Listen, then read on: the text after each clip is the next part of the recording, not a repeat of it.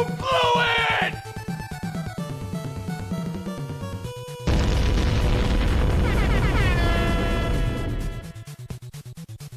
Hey, how about you thank them, dickless?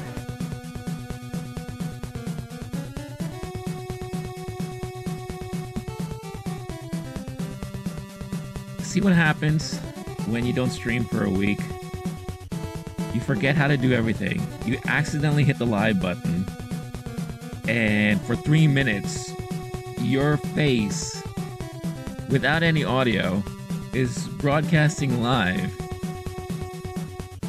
And yeah, mistakes were made. It's a good thing I wasn't whacking off, you know what I'm saying? Oh! All right, everybody. Let's get this show on the road. Let's go. What's up, everybody? 69 degrees out here in New York City. It's chilly. Coming to you live today from Queens, New York. It's the morning, afternoon live stream. What's up, y'all? Renee is back. Hey, let's go.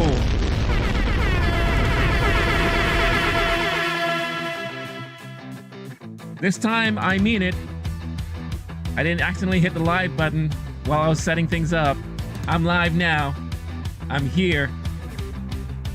And I'm ready to talk some nonsense with all of y'all guys. All right, everyone.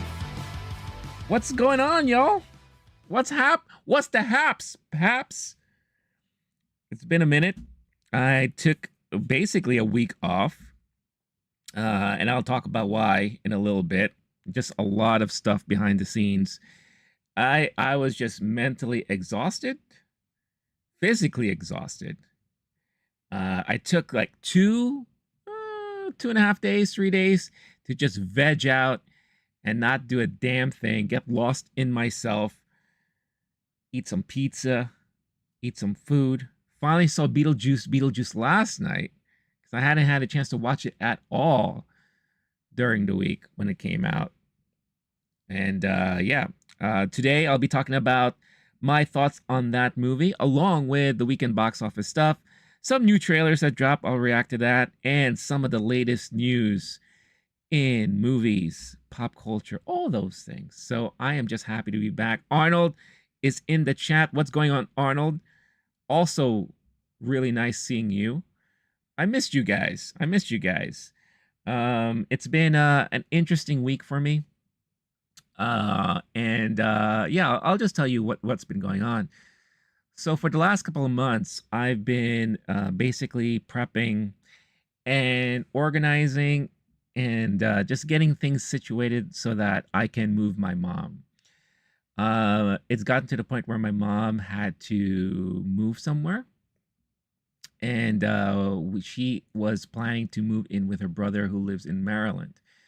So the last couple of months, and you've seen it on the channel, I've been trying my best to keep up with streaming, trying my best to upload videos. It hasn't been going that great as far as the upload's concerned. The streaming I've been kind of consistent on, but I've been just very stressed behind the scenes. So this past week, as I took my week off, this was moving week. So got myself a van, got all of her stuff, her too. I threw her in the van as well, and drove over to Maryland, which is like a good 4-hour drive from here. Not too far, but just a lot of moving up and down, stuff, beds, whatever, all of her stuff, and then trying to get her settled at her brother's place there in Maryland. And yeah, it was just physically and emotionally taxing. You know, I grew up with my mom. You know, for the majority of my life, all 46 years, I've always had her close by. Not a lot of you know, but she literally used to live next door to me. That's just how close we were. And, you know, because one of the reasons is that I'm the only last person she knows that still lives in New York. You know, otherwise, she's alone. So, you know, it's gotten to the point where I feel she needed to be around people more. And, you know, her brother is retired. The brother's wife is retired. So it just sounded and made sense for her to stay with them so that they could all live together, do things together, and enjoy their last, last third act in life, I guess to say. They're all up there. My mom is, I believe, 82, 83 years old now, and she deserves to not be alone anymore. So I decided to just move her there, and so far it looks like it's going to be working out. You never know with these things. Big life changes are difficult and tough for everybody. It's not easy, but I think in the long run, it's going to be best for her. So I hope, hopefully things will work out. I still got more stuff to bring over there for her, and I made a promise. I said I was going to visit her once a month. So I'll keep to that and all that. Especially it's easy. It's going to be easy now as we are approaching the last months of the year because of the holidays, right? In November we have Thanksgiving here in the United States. In December we have Christmas, right? So it's going to be very easy for me to go over there and visit and all that. And then just October is actually her birthday month. So I'll be able to visit her during October so that we could celebrate her birthday and all that. And yeah, so that was what kept me busy a lot during the last couple of months. And it's not over yet. So long story short, I'm going to be taking over her place where I am right now. I'm going to be, fixing it up and all that, getting ready to sell it and all that. And we'll take things from there. So I am still going to be busy personally in the next couple months, but I'm going to do my best to try to keep up with all the stuff here on the channel. So I appreciate all of you for your patience and understanding whenever I say I'm going to stream and then I don't, or whenever I say I'm going to upload stuff and then I don't, or it's late. It's because I'm just so busy. And on top of that, obviously I have my other part-time job that I do. So I have to make sure I make all the right time for that as well. So yeah, it's been an interesting year, and I knew this was all going to happen back in March. And sometimes, you could prepare as much as you can. It doesn't always go right. So we had a lot of false starts, a lot of extensions, a lot of no, we're not going to move on this day, we're going to move later on, just a lot of that. But at the end of the day, things are going to be working out. And this big hurdle of me getting her and her stuff there is a big hurdle, and now that's out of the way. So now I can go on and move on and do the rest of the stuff I need to do, because there's a lot of things I need to do before the end of the year. And it's going to be tough. So yeah, we'll see what happens, but so far so good, knock on wood, knock on all that stuff, that things will work smoothly and everything. So yeah, so that's how my week was. How were all of your weeks? How was all of your weekends? I hope you had a nice weekend to relax and do what you got to do. And I hope the week started off really well for you today. Arnold saying, got an email today and my PC should arrive by Saturday if I'm lucky. Arnold is going to be joining the PC Master Race very soon. Got himself a new gaming PC. I'm excited for you. AKB, this will work out for the best. All the best for you and her. Well, thank you, AKB. That's my boy there in the chat. As always, I appreciate it. So yeah. So like I said, today I'll be talking about the weekend box office. I'll be talking about Beetlejuice, give my thoughts on that movie. Some interesting news dropped and some new trailers dropped as well. So I'll be reviewing a lot of that stuff there with all of you guys and have some fun conversations along the way, hopefully. So yeah, let's get started. Let's get started, shall we? Let's talk about some fun stuff. Let's do stuff. Let's go crazy. Let's go nuts. You want to get nuts? Let's go nuts. Well, Arnold's asking why the other stream is not displayed to me. So I'm going to do something new moving forward. Whenever I start streams, I'm not going to go live on vertical immediately, because usually, and what I've noticed, and there's nothing wrong with that, at the beginning of every stream, it's catch-up time. I talk to you guys, It's more like personal with all you guys. And what I noticed that when I go live on Vertical, there's a lot of people that who don't know who I am. Vertical streaming and vertical shorts, all those things are great for people for like quick snippets, right? And people will come by, you know, you'll see a lot of viewers initially, and then all of a sudden they all disappear. It's because a lot of these people don't know who I am, don't know who we are. But yes, I do attract newcomers and all that. But when I start a stream, it's catch-up time. I'm talking about personal things. I'm catching up with you guys. I'm having conversations with all of you guys. So I'm not going to hit live on the vertical stream immediately. I'll hit live once we start getting into the nitty-gritty of the topics and all that. Because once I do that, I feel like when people join in, they see what we're talking about. And it's like, ooh, I want to talk about Beetlejuice. Let me jump in there and let me have a conversation with everybody. Instead of, who the hell is this guy talking about moving his mom to another state? Who cares about that? I don't know who this guy is. So there's a lot of thought behind that. And I'll be perfectly honest too. I don't make any ad revenue on shorts or vertical streams at all. Zero. Case in point, I want to say during a 12-hour stream a week ago, on my vertical format, I made 4 cents. 4 cents for streaming 12 hours on vertical. Another good example. One of my top performing shorts on YouTube is when I attended the 40th anniversary of Michael Jackson's Thriller album. And I recorded this segment of a special presentation of the restored 4K version of Thriller, the music video. And there was a live dance group in front of it. And it was great. And I recorded it and I put up a snippet on Shorts. And to this day, it has probably 1.5 million views. It's the biggest thing I've ever done on the channel that has the most views. Now, if this was a regular horizontal traditional formatted video, 1 million views will get you thousands and thousands of ad revenue dollars. This short, and it's been up now for 2 years, I think. In its lifetime, it's made $70. So it goes to show you that there's not a lot of money to be made on vertical streaming or vertical shorts. It's great for attracting attention and getting new people who will hopefully stick around and watch me doing other things and watch the videos and all that. But otherwise, it's not profitable. And if I'm to sustain this channel somehow, I have to focus where I can make the most money. And I never asked you guys for anything. I'm sure you know that by now.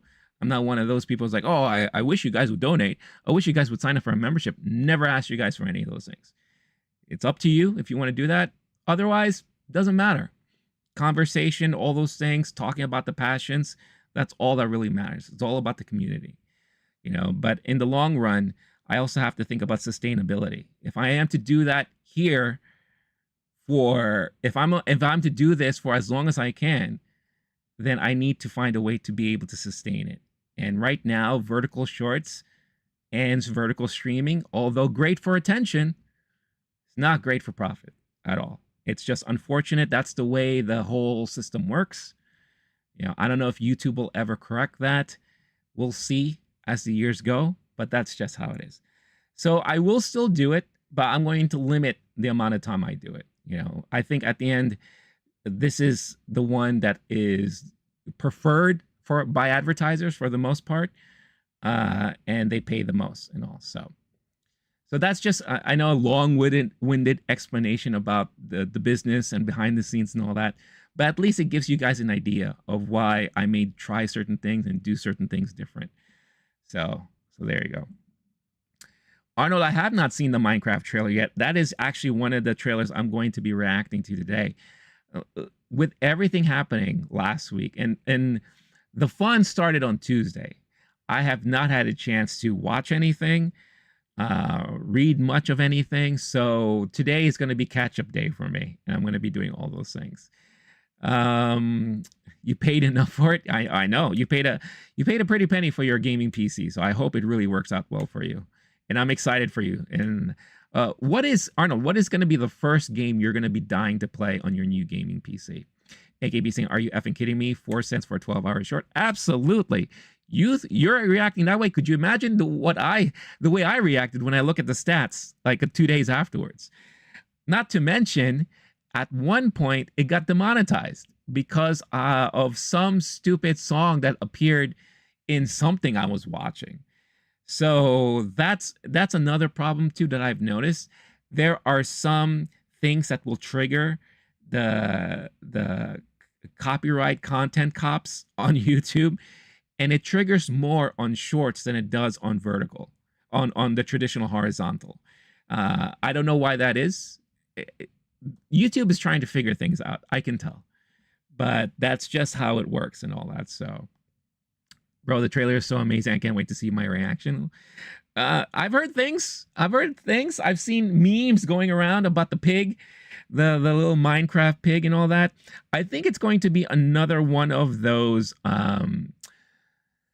Five Nights at Freddy's situations where, for someone like myself who never played the games, since they were introduced, it's not going to do a lot for me. But for those of you who were fans of the games, who played Minecraft, just like those who were very diehard fans of Five Nights at Freddy's, I think you guys are going to love this movie when it comes out. Hopefully. That's the hope, right? At least that's what the studio's hoping. And it's funny too how Jack Black just finds his way into all the video game adaptations. So good for him. Good for him. Arnold saying the first game that he wants to play is Counter-Strike Go 2. Nice. Very nice. With the new, what's that, Call of Duty coming out, I don't know if you're a big Call of Duty guy. I mean, that could be another great thing to try on your new gaming PC. I don't know how long the beta is going to be for, but I know that everyone was playing the beta over the weekend. So, who's playing Astrobot? My goodness, I don't have it yet. I haven't had a chance to play it yet, but I did catch a couple of YouTubers playing it. My goodness, that game looks like a blast. Holy shit. I have not seen a platformer look so much fun in a very long time. Very long time. Plus, with all the little PlayStation Easter eggs in it, it's like one of those like love letters and homages to PlayStation in general. And it's kind of fitting too, because I think we're approaching the 35th anniversary of PlayStation, right? My gosh, I can't wait to play that game when I have a chance. That game looks like a lot of fun. A lot of people are saying it's like potential Game of the Year contender. I don't know. I hear people saying it's right up there with Wukong and maybe Stellar Blade and all that. I mean, this year hasn't been that exciting for games, with a little sprinkling of goodness here and there. So we'll see. We'll see in the next couple of months what other stuff comes out that could potentially compete with it. But it was so amazing to see some people play it online and the amount of people that were really having fun. I was having fun just watching them play it. It was amazing. I was saying my outfit today is 10 out of 10. You love my Turtles throwback to the beat 'em up arcade. Now, this is taken from the new Shredder's Revenge game that came out a year or two ago, because you had the opportunity to play as April and Splinter. But I love this. I love how this came out. It's a long sleeve because it is kind of chilly. It's been chilly since last night a little bit, which is a nice change. So it's amazing.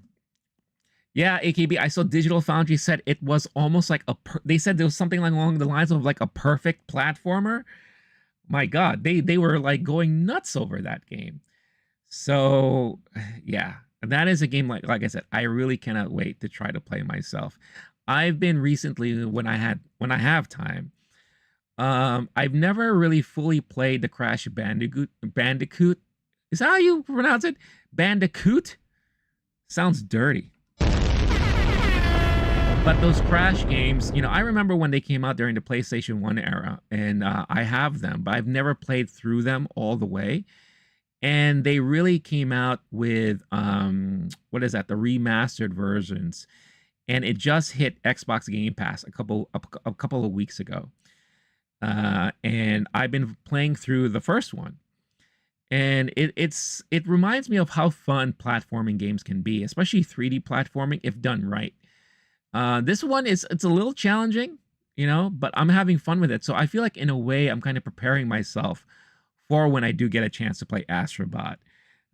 Because again, Astrobot just looks fantastic. Arnold saying he plays Black Ops 6. Nice. I'm sure that's going to be fantastic on your new gaming PC. Tom and Jerry was the first cartoon that I ever saw in your life. That's awesome, dude. Growing up, and again, this is a nice homage to the hat I'm wearing. Tom and Jerry has always been one of my favorites. I remember watching that religiously as a kid growing up. Even though it is considered to be very violent, especially in today's eyes, right? In the eyes of the current landscape and culture right now, but still, it was just a fun cartoon. I love the back and forth. I love like a lot of the slapstick kind of comedy in it. And yeah, they don't make cartoons like that anymore. And every time I have a chance to show my love for Tom and Jerry, I will. Tom and Jerry is actually very popular in Japan too, by the way, which I learned a long time ago. And it's amazing how many collaborations they have with Tom and Jerry over there with some of their companies. What's going on, Chris? Chris is someone I just saw recently because Maryland native there. Oh, this is live. I thought it was pre-recorded when I clicked the video link. Yeah, that seems to happen a lot to you with my videos. I think that's really funny how that tends to happen. Also, I did have a snafu earlier where I had no idea I was streaming live as I was preparing for the stream. And I was live, I guess, apparently for like 3 minutes. I had no idea that was happening. So, but yeah, I'm really happy to see you guys here. I really appreciate you guys tuning in. Don't forget, hit that like button if you're watching live here on the stream. Again, a lot to talk about, a lot to catch up on, and all those things. So, why don't we, now that we're gonna finally get into the topics at hand here, let us go ahead. I'm going to do this. Do that, get things ready on my end as I prepare here. And I'm finally going to go live on vertical right there because we're going to start getting into some of the topics today. And I think one of the main topics that we should start off with is the weekend box office, because a lot of fun things to talk about, especially with this whole Beetlejuice thing. So we'll go ahead and we'll talk about weekend box office breakdown. So going into this weekend, and by the way, those of you who may be seeing me now on vertical, hello there, welcome. It is me, Renee, your low-key geek here, back for another live stream. Arnold saying this week is not perfect, but better than last week. Well, that's good. That's good. Better is always welcomed, right? Oh, by the way, you know what? Hold on. Time out. Time out. Let's not talk about box office just yet. How can I forget this? I feel like a lot of you will really appreciate this. Today is 9/9, a day that will forever live in video game infamy. Can somebody guess why that is? I'll give you guys like 30 seconds to let me know why today is such a big, important day in video game history. Let's see who can guess.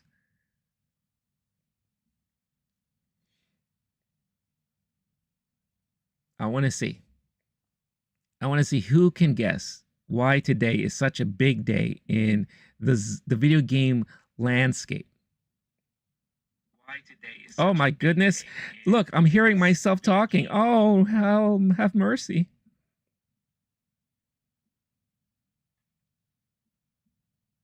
Well, I'm going to heart myself on vertical.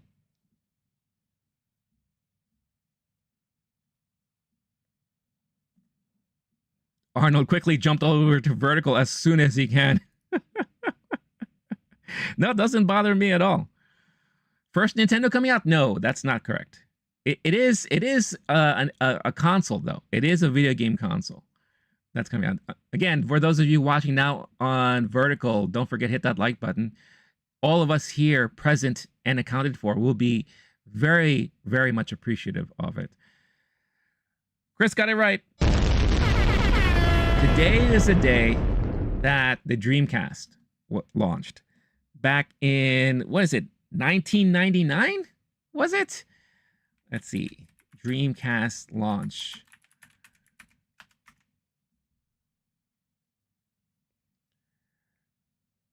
Yes, so it launched in November 27th, 1998 in Japan.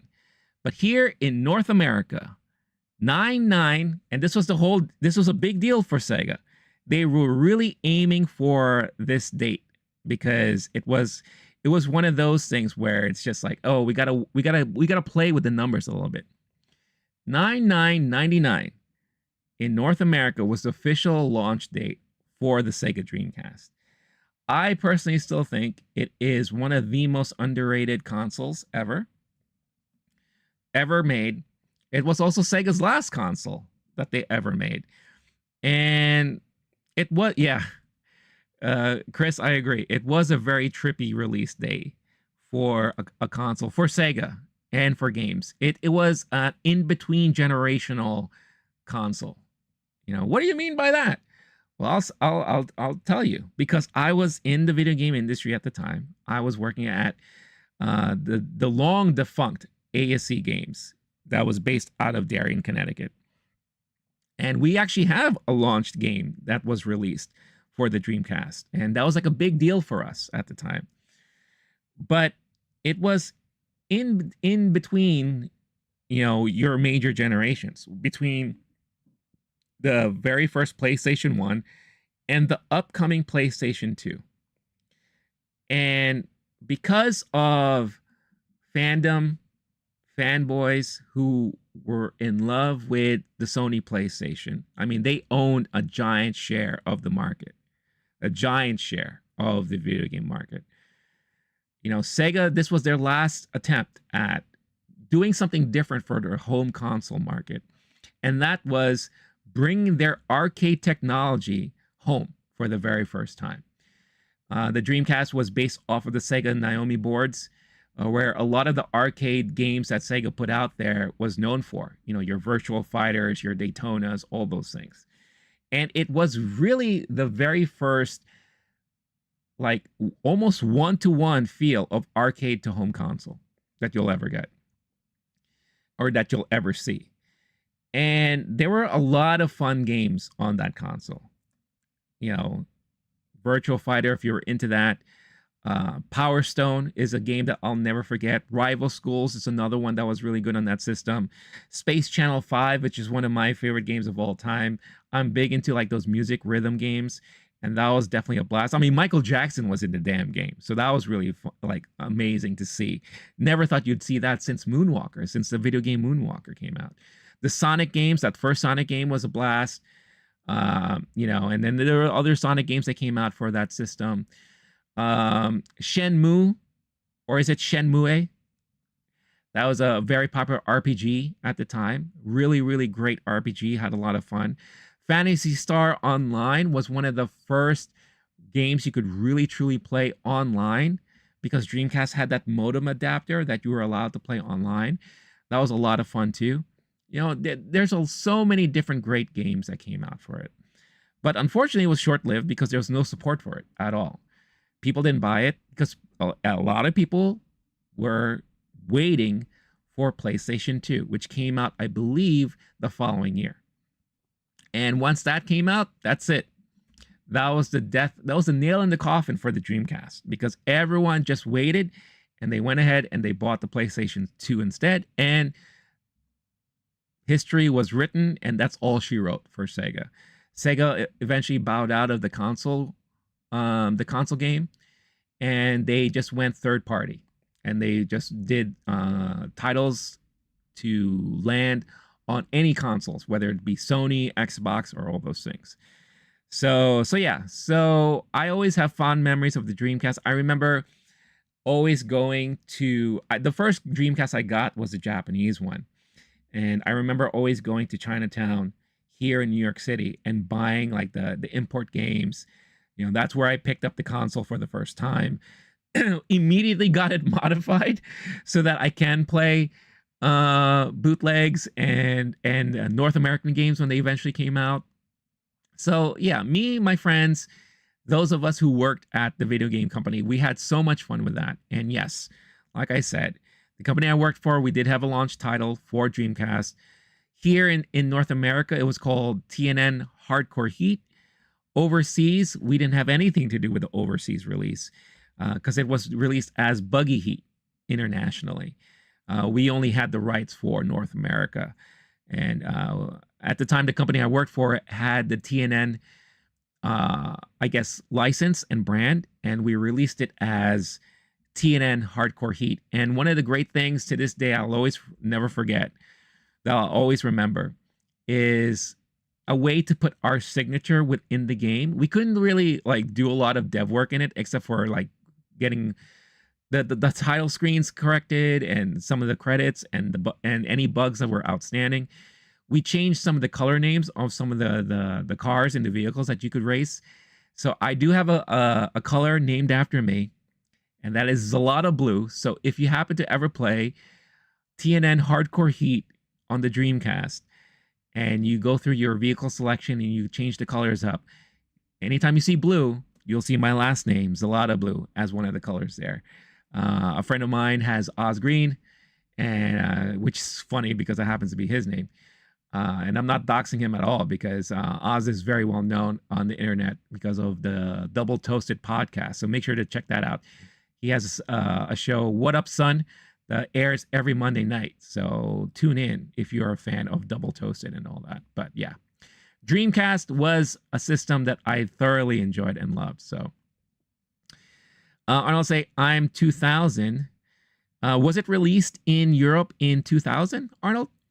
Chris saying, these days kids think when they hear something like something from the 1900s, it's ancient. That's especially 1999. So sad. I know. It is. We've gotten to that point now where anything that's in the 90s for the current generation, they're like, what? Arnold also saying 1998, I was in my dad. Oh, I see. So you were... Arnold, you were born in 2000? Is that the story there?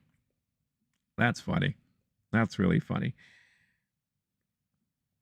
Again, for those of you watching on the vertical, don't forget, hit that like button. Would greatly appreciate the support. Yeah, you were born in 2000. Yeah, so you had no idea or no experience playing Dreamcast, PlayStation 1, you know, all those consoles. But what I do appreciate, Arnold, about you is that you do know a lot about retro things and old school stuff. So, you know, I always appreciate when I hear and see things like that. So yeah, so I just wanted to pay a little nice tribute and homage to the Sega Dreamcast. You know, the system that could, the system that meant well. You know, the system that could have been something big, but unfortunately it wasn't. If you ever have a chance, give yourself a moment to sit down and check out a Dreamcast game. It was definitely a very interesting and unique system. I think it had potential to do a lot of things, but unfortunately the support wasn't there for it. But yeah, definitely a system that I hold close and dear to my heart. And I know I've heard some people say, like, nowadays they're like, well, the Dreamcast wasn't any good, really. It wasn't really that great. I just think it didn't have a chance to really show what it can do. You know, but for the brief moment, let's face it, the Dreamcast only had a year, had a good solid year to try to do what it could. And in any console's existence, the first year is the worst year for any new console. Just you know, when you think about it, the best stuff comes later on in the life cycle of a new console of any generation, right? But for the first year of the Sega Dreamcast, there was a lot of decent stuff that you could try and play, and that I personally had a lot of fun with. So that I will always appreciate the Sega Dreamcast for. And it was innovative for what it did, but I think a lot of people, again, like I said, they just didn't, because of the failure of the Saturn, because of the failure of the 32X. I think people were like just done with Sega and the way that they kind of managed all that stuff. So the Dreamcast was kind of DOA, honestly. It had a better chance in Japan, but for the most part, It was pretty much DOA when it launched here in North America. All I'm saying, I love the old school stuff. We had a shop in my old town where you could play Pac-Man and Asteroids and other arcade games. It was 24/7. Oh, you were 24, so you were always there. That's awesome. Yeah, to this day, I still love whenever I have a chance to check out, like, any kind of arcade or whatever. It's just so much fun to go back in time and experience those things. I love another thing I really love too that you could never recreate at home is the old school pinball games. I mean, I spent so much time on that Addams Family pinball machine. I couldn't tell you how much time I've spent on it. But so many fond memories. Attack on Mars is another great one that I had fond memories on. And like I said, you cannot experience that at home the same way. So any chance I have to play like those old school pinball machines, oh, I jump on it as much as possible. AKB saying Dreamcast was a great platform. So many great games on that system. Sony PS2 hype and unfortunately pricey hurt its longevity. Yeah, it was pricey. I will agree to that for sure. It was an expensive system for the time. But so was the PlayStation 2. The PlayStation 2 wasn't that much cheaper, but I think just everyone who just loved the PlayStation, the first one, they didn't even want to bother giving the Dreamcast a chance. They were like, oh, well, I could buy the Dreamcast now or wait 5-6 months because the PlayStation 2 is coming out. I'll just wait. And that's what everyone did. So it is what it is. Arnold saying the first Street Fighter destroyed my friendship with two friends. Uh-oh. The game that broke friendships. That does happen, huh? I think yeah. Those fighting games can be very tumultuous amongst people, especially with your friends and all that. But yeah, it's funny when you think about how those things can be effective. I just remember like the rivalries that you can create during like these fighting games. It's so funny to watch. Sometimes people lose their heads and everything. But yeah, Dreamcast. If you have a chance, I think it's not that difficult to emulate these days. Download an emulator, download RetroArch. I believe that supports Dreamcast. Try a game or two. A Crazy Taxi was another fun game on that system. A very almost one-to-one port of the arcade version. Brilliant game. Just there again, so many fun titles on that. I believe for a long time they had that Resident Evil exclusive, right? They had what was that, Codename Veronica? I believe that was exclusive to Dreamcast for a while before it went on to other platforms. But yeah, a lot of great games for that system. Oh, piracy, AKB. Sorry. Did I read that wrong? I did. I'm sorry. I totally misread that. Yeah, piracy. Dreamcast was so quick to get modded. I think it took only a couple months, honestly, until they figured it out. They figured out some sort of loophole through the modem that they were able to kind of bypass some of the security, or I should say lack of security on the Sega Dreamcast. And to copy, and once they figured out how to like unload the games from the GD-ROM onto like a computer and to burn them just easily on a CD, it was pretty much game over for them. Yeah. But again, you would think like, oh, I could pirate these things, then I need a system, right? You would think more people would have bought systems for that, but even that, it didn't lead to people buying systems just so they could buy like bootlegs and all that. So I felt like that was just a small part of the community that enjoyed it for that. I mean, I'll admit I was part of it, but I still, I would still buy the games if I loved playing them, because there's nothing beats having a physical copy of that game, so like I said, it is what it is. It was a very weird time for the industry, almost kind of like what it is now. I feel like the video game industry is in a weird state right now, and I feel like that was also a weird time for the industry, and something that we never thought we would see, where there was like a lull between systems. And even when the PlayStation 2 came out, what did you play? There wasn't much of anything to play on that thing. It took a while for that system to ramp up in time. But then when it did, oh boy, did it ever. And there was like no turning back after that. So I was saying, I can remember I was 5 years old. My dad bought me a PlayStation 1. We don't have all the money at the time. I never forget this moment. I love moments like that. Yeah. And the PlayStation 1 is definitely one of those generational systems that no one will ever forget once you have a moment to sit down and play with it. Or if you're part of that time when that came out, that is definitely a moment in time. And that's why Astro Bot is amazing, because Astro Bot pays so much homages to the original PlayStation. Is it homages or play a lot of homage? Whatever. You know exactly what I'm talking about. I'm not drunk yet. But even when you start the game up and you select a save slot, it's a freaking PlayStation 1 memory card that you have to select. I mean, how brilliant is that? It's amazing. It's amazing. And again, it's a game that I'm gushing over that I haven't even played yet. Just watching other people play, it looks like it's going to be a blast. So I can't wait to try it myself. Yeah. All right, so that's my little tribute to this day in the history of video games. So let's go into now the weekend box office breakdown. A lot of interesting and good news for Beetlejuice Beetlejuice. And I think there's a lot of interesting things to talk about as far as how well this movie did overall. So no surprise, Beetlejuice Beetlejuice claimed the #1 spot over the weekend at the box office.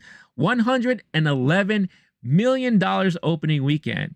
This basically landed the third best opening weekend of the year.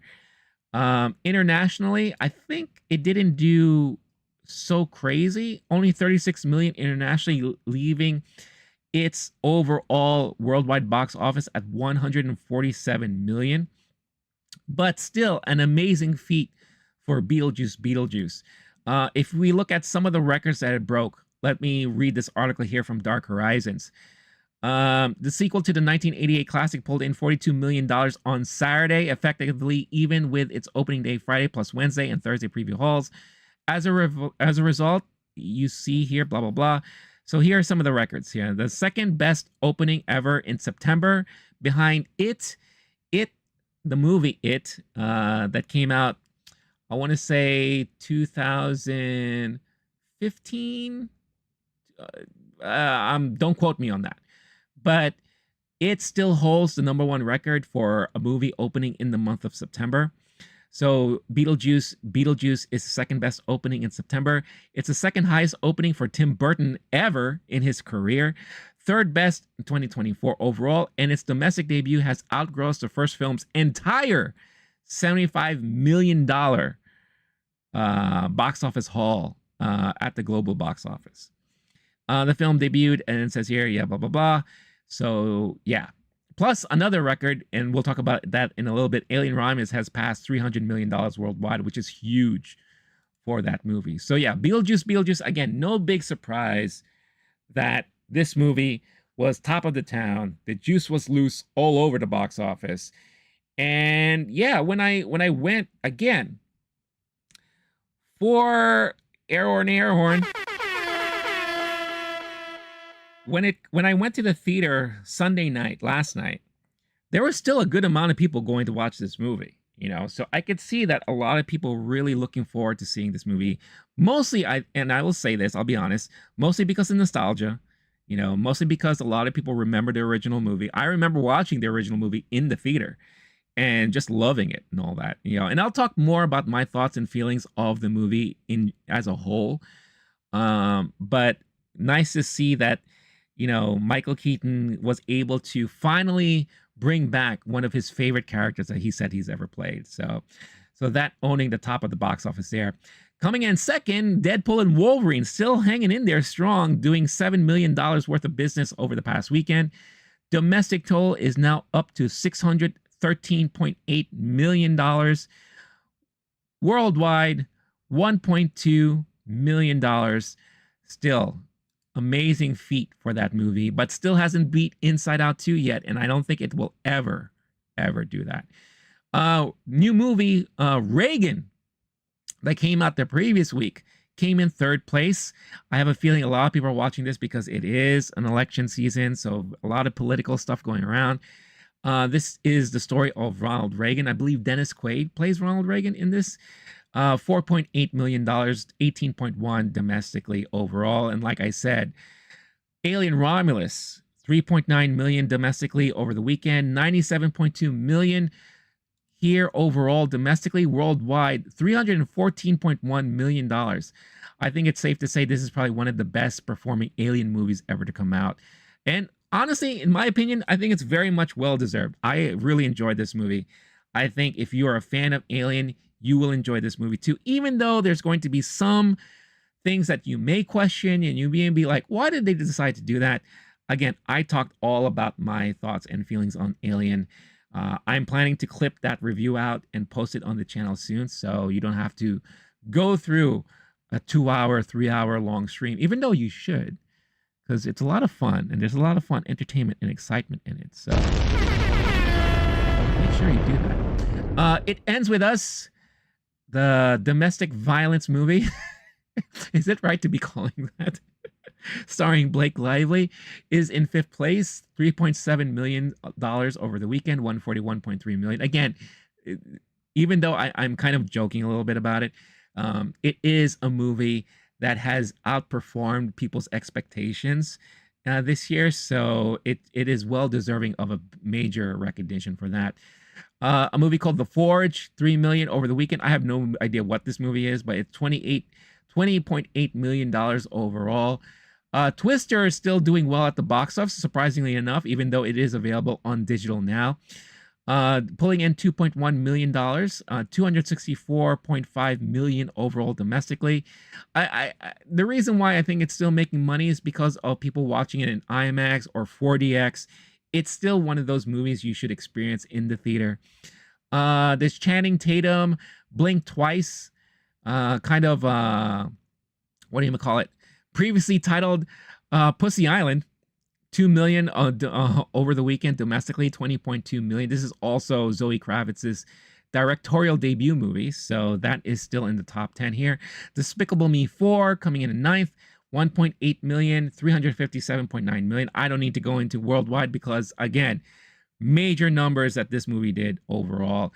And the last, rounding out the top 10, Brandy's new horror movie, A24, The Front Room, pulling in $1.6 million here domestically.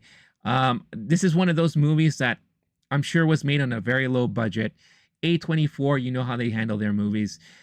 It's nice to see Brandy come back on the big screen. I haven't seen it yet, but I'm planning to finally watch it this week.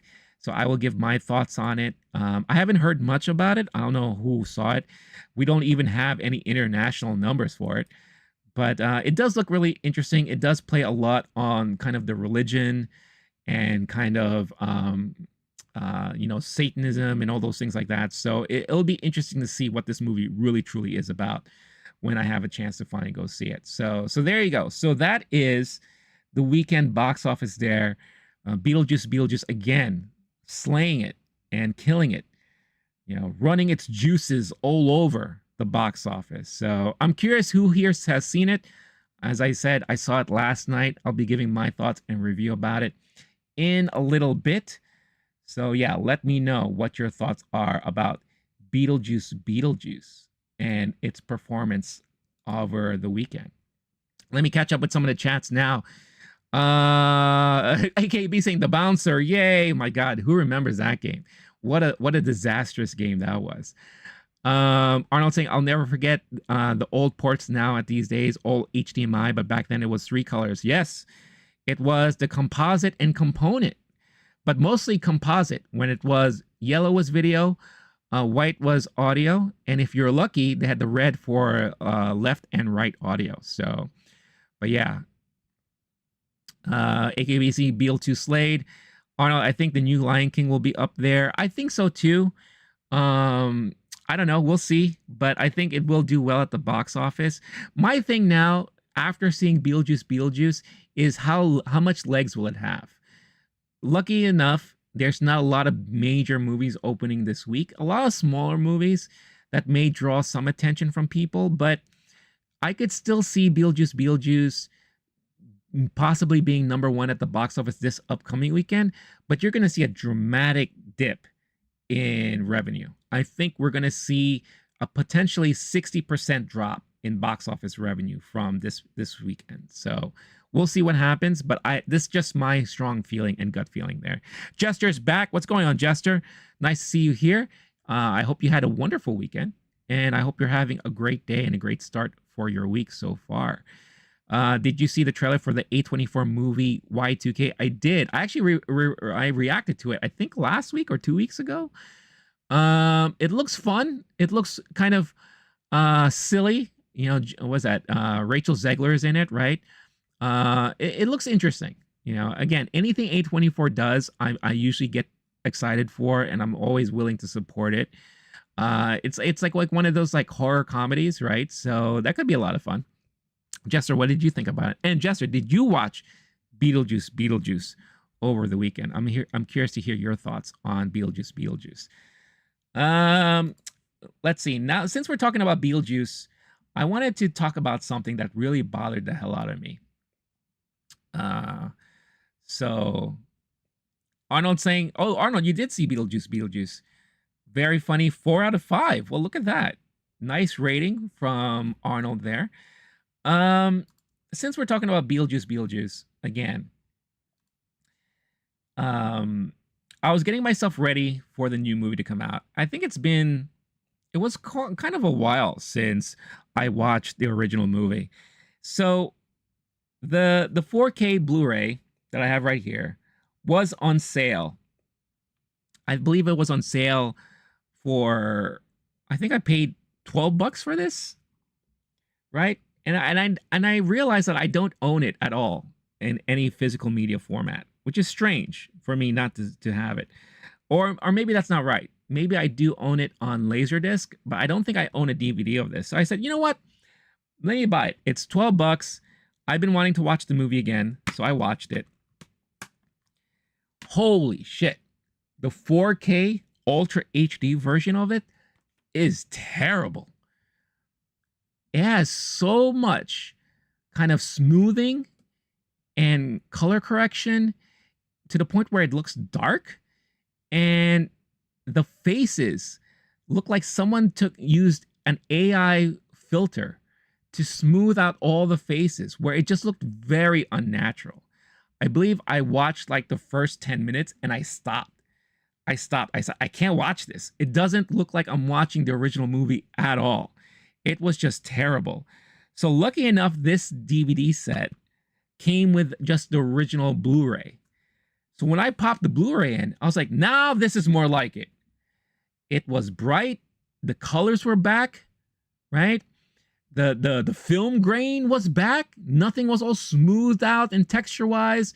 Everything looked natural, like I was watching it in the theater back in the day. The audio was even better, in my opinion. I was like, what the hell are they doing with these 4K remasters and all that? I know there's been a lot of controversy with the Aliens remaster and a lot of the James Cameron stuff, like True Lies and all that. And, you know, to the certain point, I was just not really paying so much attention to it. I was just like, oh, that's unfortunate and all that, you know. But I wasn't thinking it was going to affect a lot of other movies outside of that realm. But man, when I popped this sucker in, I just couldn't deal with it. I couldn't deal with it. I was like, what did they do with this movie? Again, lucky enough for me that the Blu-ray was included. So if it wasn't for that, I probably would have ended up trying to return this thing, because it is crap. It is majorly bullshit.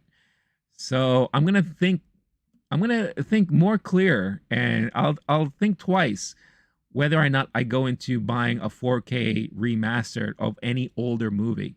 Newer movies, I think, are fine, because newer movies, they account for a lot of that stuff. But what they tried to do with like older movies, at least for this one, it was bullshit. It was total bullshit. So I just had to vent about that, because that is just stupid crap. Jester saying, I think I will like Y2K, but no, I have not seen Beetlejuice yet. I'm actually watching Beetlejuice for the first time right now. What? That's amazing. Jester, I'm constantly being envious of you because you are watching a lot of these things for the very first time. That is so exciting. It is so exciting to hear. It's amazing. I can't wait to hear your reaction about it.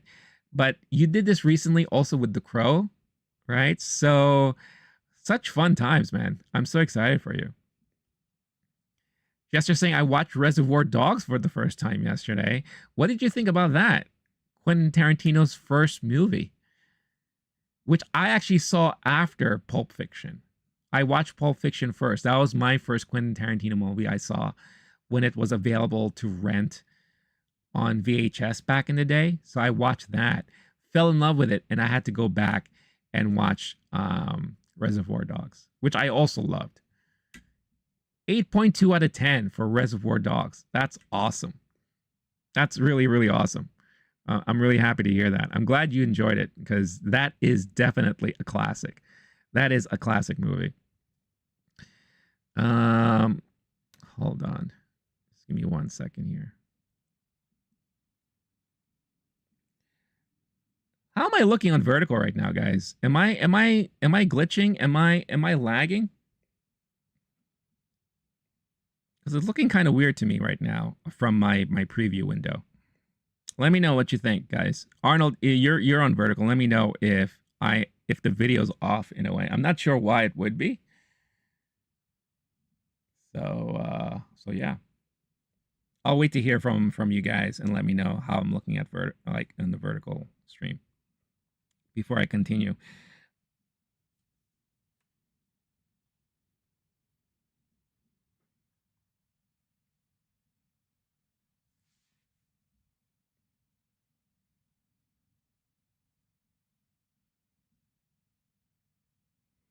I don't know what's going on with me. I hear it perfectly, but the picture is completely, it looks like lag. That's so weird. I wonder why that's happening. I mean, everything looking fine on my end. I have no dropped frame rates at all. Oh, on my preview, it looked like it just corrected itself. I wonder if it was like a YouTube hiccup. Jester saying also watched Good Will Hunting for the first time 3 days ago. Wow. That's another classic movie. That was the movie that got Ben Affleck and Matt Damon their Oscar, I think. Did they win the Oscar for that? I can't remember.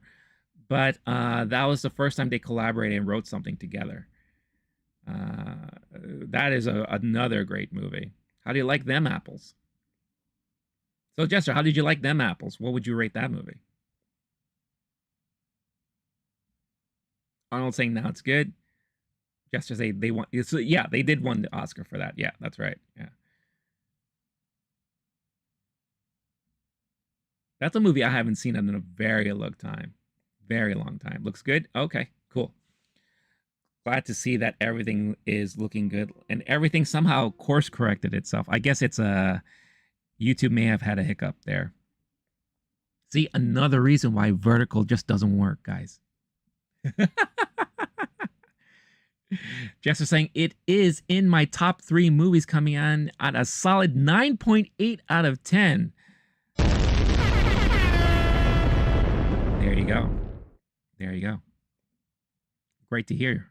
Jester, do you have a Letterboxd? You should start logging your stuff on Letterboxd. Arnold saying, if you can choose an Oscar, in which category would you like one? Me? For me to win an Oscar? Oh, man. I don't know. You know what? If I were in the industry, let's say I went back in time and I kind of redid my career trajectory, and let's say I put a lot of focus on working in the industry and doing movies and working in movies, I think I would love to win an Oscar for editing. Because I do enjoy editing. There's something that I just have so much fun in video editing. And that's why it kind of kills me that I haven't done much of that recently because of how busy I've been. But I love editing. Best sex scene? I don't think they have an Oscar for that. I'm gonna come. Oh, Jester, you do have a letterbox. Well, awesome. What's your name on there? So maybe I can give you a follow. Because I'm on Letterbox too, under the LOWKEY GEEK, one word. Make sure you follow on Letterbox to see my. I haven't. The last two movies, The Crow and Beetlejuice, I haven't logged immediately just because I've been busy. But I usually log it there first before I talk about it here on the channel. So.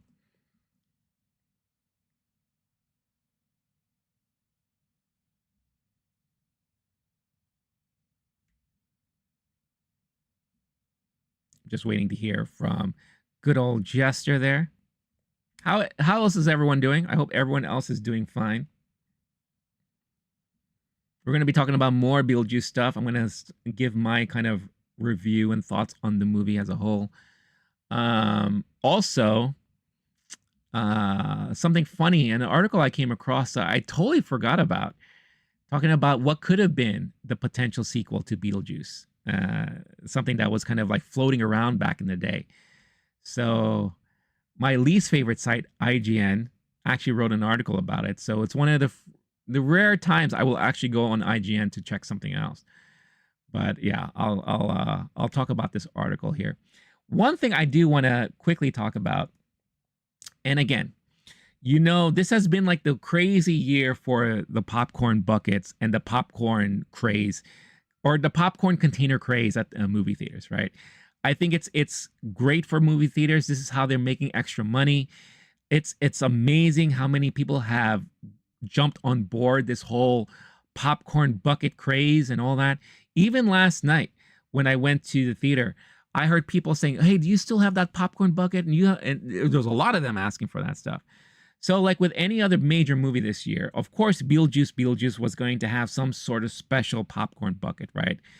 They had one that was the sandworm that was wrapped around to make it a bucket, and the head's kind of like at the top with the multiple heads coming out. Unfortunately, Regal was sold out of that. I don't know what offerings they had at AMC, but Regal did have something that I had to jump on, because not only is it a popcorn quote-unquote container, but it just looks like it would be a fun collectible to have hanging in the background and all that. Very much like the baby pool Deadpool thing. And this is a fantastic thing. Not cheap. It was 40 bucks. All right. I cringed when I paid for it. But it did come with a free large popcorn, so at least I couldn't complain about that. But they did. And like I said, they're getting very, very detailed and very, very amazing with these things. Look at this. Can you believe that this is a popcorn container? It's the Tombstone replica, the Beetlejuice Tombstone replica from the original movie, and you could also see it in the brand new movie too. Can you believe this? And not only that, but this sucker lights up.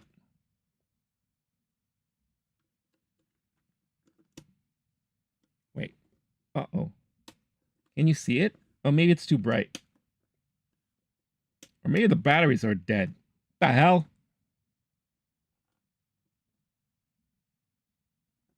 Well, it looks like the batteries are dead. What the flying F? Good job, Regal. Well, anyway, this arrow lights up. But even if it doesn't light up, this thing looks fantastic.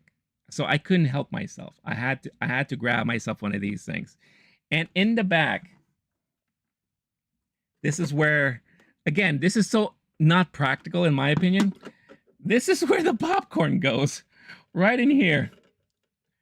Now, I could see this being useful for like candy. You know, I love peanut M&Ms. So I could see myself putting like peanut M&Ms in here and like eating candy out of this thing. But popcorn? No. That is just an excuse so that they could sell this thing as a popcorn related piece of merchandise. But at the end of the day, this just looks like a fun thing to like have in the background. You know, when I set up the new quote unquote studio in the next couple of months, You will see this in the background of all my videos. But this looks fantastic, and the detail is freaking gorgeous. As John Hammond would say in Jurassic Park, they spared no expense on this bad boy. So, very, very cool. But yeah, not practical at all. Again, I don't understand how anyone can attempt to want to put popcorn in this thing. Plus, I can't believe it has this tab to save the battery, but the battery don't work. Oh, well.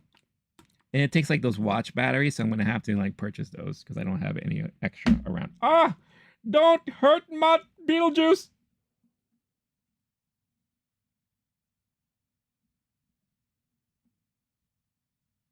So yeah. So it's funny though. It's like, you know, sometimes you go see a lot of these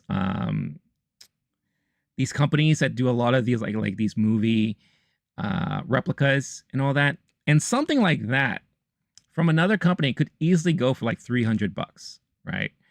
I believe one of the newest things I seen to celebrate Beetlejuice was this company did a replica of the whorehouse from the first movie, if you remember. I think it was called like Dante's Inferno or something like that.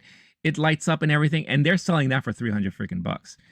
For this just to be $40 and include a large bucket of popcorn, I'm cool with that. I think it's worth the price. It's worth the price of admission for something like that. Jester saying, I'm doing so well in high school. I have an audio, video tech, and film class, and I got 100. Oh, Jester! Congratulations, Jester. That's awesome, dude. Also, what a very cool high school for you to have an audio, video tech, and film class in there. If my high school had one of those type of classes, I would be all over that thing. So good for you. AKB says, yeah, not practical, but very cool. I agree. Your name on Letterboxd is Goals Jester. Oh, very much like your name here. All right. I will follow you. In fact, I'm going to do that right now. So as I do that, enjoy some music as I do that right now before I forget, because I don't want to forget.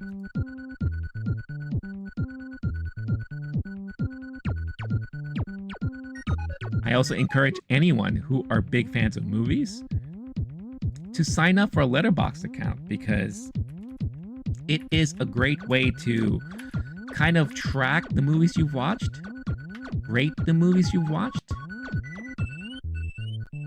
you know, all those things. There you go. I see your review of Good Will Hunting. Amazing script, more than experimental editing, and a phenomenal performance from the cast. I totally agree. So there you go, Jester. You now have a follower in the Low-Key Geek. That is me.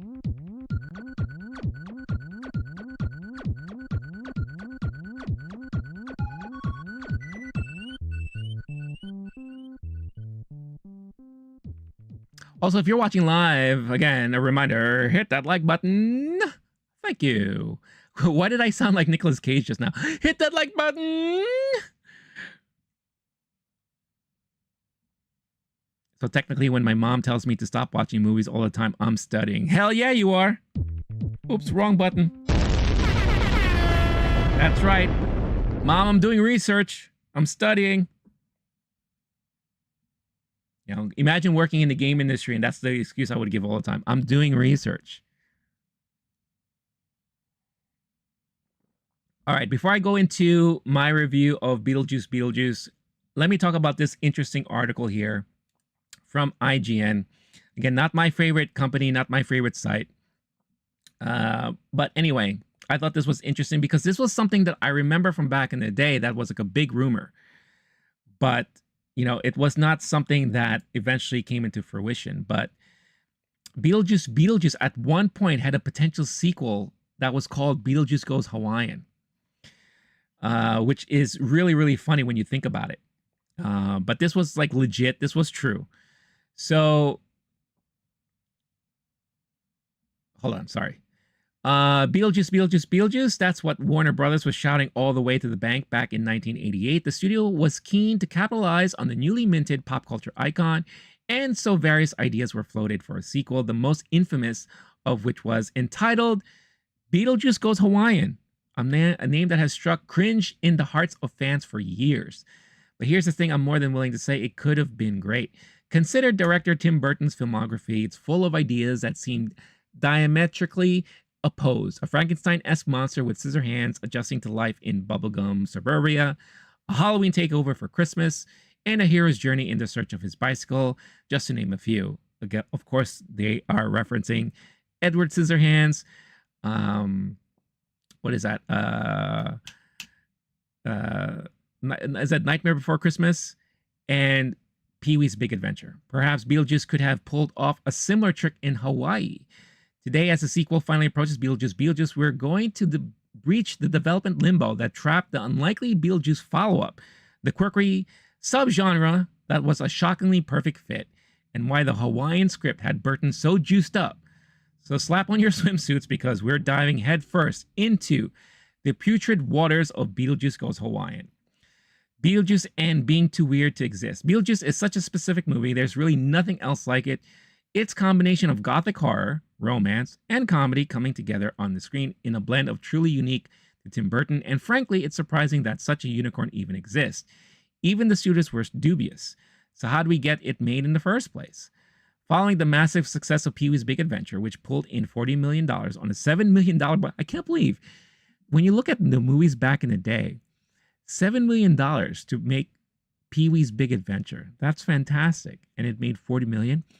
Burton had his pick of what his next project would be, and so Warner Brothers invited the filmmaker to direct their next big theatrical hit, Hot to Trot, starring John Candy as a talking horse. Who remembers that movie? Holy cow, what a mess of a movie that was. I mean, I love John Candy, but boy, oh boy. Burton hard passed on that one, thank goodness. Setting his sights a little higher, specifically on the bat signal in the skies above gloomy Gotham City. The studio, however, wasn't quite sold in Burton's dark gothic take on the Cape Crusader just yet. But soon after getting the brush off for his Batman idea, Burton came across a strange little script called Beetlejuice, courtesy of producer David Geffen. We all know the 1988 original like the back of our skulls, the Maitlands, and it just gives you a little bit of the movie synopsis and all that. A couple of people said to us, Larry Wilson recalled to Yahoo, do you really think that's a good idea? Is that really the message you want to be sending to the teenagers of the world? Die in a fire? The early drafts featured darker elements that were eventually smoothed out for a lighter, more comedic tone, befitting the works of Burton to the date. When the final draft came around to the ending we all know, the Dietzes cohabitating with the Maitlands, Wilson began to fantasize about what these characters might endure while living with the dead, and thus the seed of a sequel was planted. So basically, for those of you who don't know, the original Beetlejuice movie had a different ending altogether. So basically what we're recapping in the paragraph above, it says, when the Maitlands fail to scare the Dietzes out of the house, the ghosts seek the aid of the mischievous and unpredictable bioexorcist, and in the original screenplay, from Michael McDowell and Larry Wilson, the plan culminates in a supernatural wedding showdown in which Lydia dies tragically in a fire, joining the Maitlands in a happily ever after life. So what happens, of course, in the movie that we all got, the wedding was averted. The Maitlands was able to get rid of Beetlejuice. Everyone was saved. Plus, they learned now how to live with the dead. There was a new book that was created and all that, which I'll get into during my review of the movie. But I think exploring more of that kind of world where the living and dead can cohabitate would have been fun to see carried out. Here, quote, Mr. Dietzes would have developed a crush on Gina Davis's character, said Wilson. That would have been my idea. It would have been driven by character and not driven by a premise. You can see the potential there. Sequels dictate a world expansion to make room for the new story. Marital strife might facilitate a netherworld marriage counselor, one who specializes in dead-end relationships, of course, and what bureaucratic rules might be at play. Given how marriage is seemingly important in the world as it is for some reason, the only way Beetlejuice can get out of the afterlife. It would have been great to get some clarity on that, but Wilson's idea never grew into a first draft. Advertising. Okay, now here we go. Although the original Beetlejuice was a smash success for writers Wilson and McDowell, they didn't achieve the final draft by themselves. By 1988, Burton believed his writers were burnt out, and so he brought in a fresh fighter in the form of script doctor Warren Scarron, who, according to Burton, made significant contributions. Quote, originally Lydia, the key character in many ways, the portal for so many people, had a sister. Burton said in his book, Burton on Burton, she was the goth, the sister was the straight one. Warren got rid of the sister, and what a good decision, because when it all became about Lydia, that's the change I remember most vividly. Scarron also played a major role in defining the Beetlejuice character. He mined Native American trickster archetypes to transform the character from a humorless, murderous winged demon in the early drafts into a scene-stealing, maniacal scoundrel. According to Alison Mankor's biography of the journeyman script doctor, tweaking the ghost with the most was a highlight for Scarron. Quote, he was proud of helping shape a character who, on the page in some of those early drafts, had been unlikable and not accessible at all to the average viewer, end quote. There's no surprise Scarron harbored a lot of love for the character, nor is it that the studio charged him with writing a sequel that he titled Beetlejuice in Love. That script likely drew inspiration from Andrew Lloyd Webber's Phantom of the Opera, which hit Broadway the same year Beetlejuice arrived in theaters. In Scarron's sequel, Beetlejuice has a new mark, Leo, an opera singer who tragically dies while proposing to his girlfriend Julia. When Leo enters the afterlife, Beetlejuice manipulates the star-crossed lover into an opportunity to return to the mortal world where he can get hitched. What ensues is a madcap melodrama that ends with the singer reincarnated as a baby and put into his girlfriend's care. Now, reading a lot of this stuff right now, it kind of reminds me of some of the things that I kind of saw in this new movie. And again, I'll talk about that a little later. By 1990, though, Burton had his hands full, 1 year into producing the Beetlejuice cartoon and knee-deep in the dark alleys of Gotham with Batman Returns, and Warren Scarron passed away shortly after finishing his draft of Beetlejuice in Love, a script that, needless to say, joined the dusty halls of the undeveloped. And so just 2 years after the original hit, there was no clear picture of what a follow-up to Beetlejuice might be. Excuse me. So, likely the determined titular ghost with the most, however, the idea of a Beetlejuice sequel wouldn't stay buried. As far as the studio was concerned, there was still gold in them dar hills in the early 90s, and if another writer could pan some of that treasure, the possibility was still shaking its bloody line, as Harry Belafonte would have. According to Burton's collaborator and uncredited Batman writer Jonathan Gems, quote, Tim thought it would be funny to match the surfing backdrop of a beach movie with some sort of German expressionism because they're totally wrong together, end quote. It sounds like if they were to take Beetlejuice and put it into like the world of Gidget. If anyone even remembers Gidget, the TV show. Given Burton's track record, that makes absolute sense. The clash between bleak and tattered monochrome with bright and whimsical colors has always been a trademark of Burton's style, one that hadn't always been met with understanding. Burton's ideas have a long history of encountering skepticism with projects deemed risky by studio execs and marketing departments.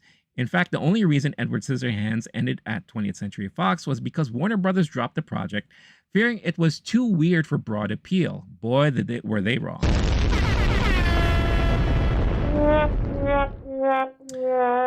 Tim Burton's love for the unconventional proved a linchpin in his professional relationship with Gems, a British playwright whose works bore titles like The Tax Exile, Naked Robots, The Paranormalist, and Susan's Breast. Susan's Breast! What movie was that? The play's blended satire. Oh, it's a play. Okay. The play's blended satire and dark comedy, prompting Burton to bring Gems on as a contributor to the Batman script, where Gems saw firsthand how Burton could blend contrasting elements.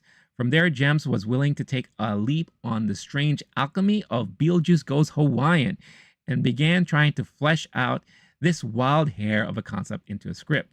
Gem's premise is pretty straightforward. A few years after the events of the first film, the Dietz family travels to Hawaii to develop a luxury resort, which in itself is weird because with how morbid the Dietz can be, why would you want to open up a resort in Hawaii? That just sounds really weird already from the start. Which disturbs the island's ancient spirits, prompting an opportunity for Beetlejuice to return. The story is told from the point of view of Lydia once again, but the script gives a lot more screen time to the afterlife's leading bio-exorcist compared to the 17 minutes he gets in the original film.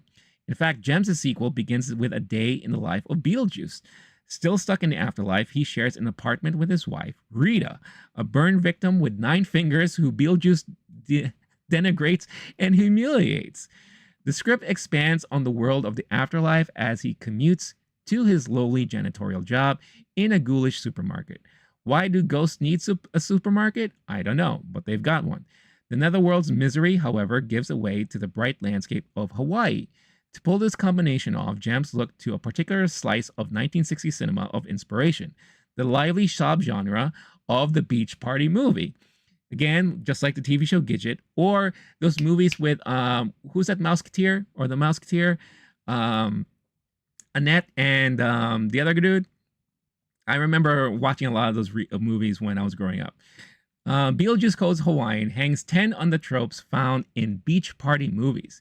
These films often portray teenagers as independent and fun-loving, seeking adventure and romance away from the watchful eyes of adults. This wave of teen-centric films kicked off with Gidget. Thank you! I know exactly what I'm talking about. In 1959, a young girl's journey of self-discovery amidst the backdrop of a male-dominated surf culture, while Gidget laid the foundation. It was beach party movie starring Frankie Avalon and Annette Funicello. That's exactly who I was trying to think of. That truly honed the genre's signature tropes, breezy romances, catchy musical numbers, and comical antics. And this is where Beetlejuice Goes Hawaiian starts to make a weird amount of sense. Romance, musical numbers, and comical antics make up some of the best scenes of the original film. The beach party backdrop amplifies what the original already established. The original Beetlejuice features a plot of forced matrimony, and so the sequel further complicates the same marital plot with a more tangled romantic web befitting of a teen beach romp. Rita desperately seeks Beetlejuice's affection, but he still pines for Lydia, who has eyes for an idealistic surfer named Kimo. Later in the script, Beetlejuice charms Lydia enough that it becomes plausible that they could have a real connection, despite his perversions and, general overall grossness. It's got the same emotional stakes as the 1961 sequel, Gidget Goes Hawaiian, where she's torn between the boy next door and the wealthy vacationer. Much like the dynamic of Lydia's relationships with her parents, the beach party genre generally depicts adults as antagonistic to the wants of the youth. In 1964's Bikini Beach, the beach gang faces off against a wealthy industrialist, Harvey Huntington Honeywagon. What a name, Triple H. It's time to play the game, y'all. Let's see. Who views them as a public nuisance and an embodiment of generational moral decline. Honeywagon's primary goal is to reclaim the beach and convert it into retirement community. Similarly, Kimo and his friends protest the Dietz's lavish hotel. When they can't get a meeting with Mr. Dietz, they resort to kidnapping him, landing them in jail. So bogus. But rebellion not only plays a part in the beach's genre's interpersonal conflicts, it also plays into the character's inner growth as well. Lydia, now in college and feeling directionless, is given an arc of self-discovery. First, she rebels against her family's greed to save the island. She seeks out a local shaman and harness supernatural powers of her own.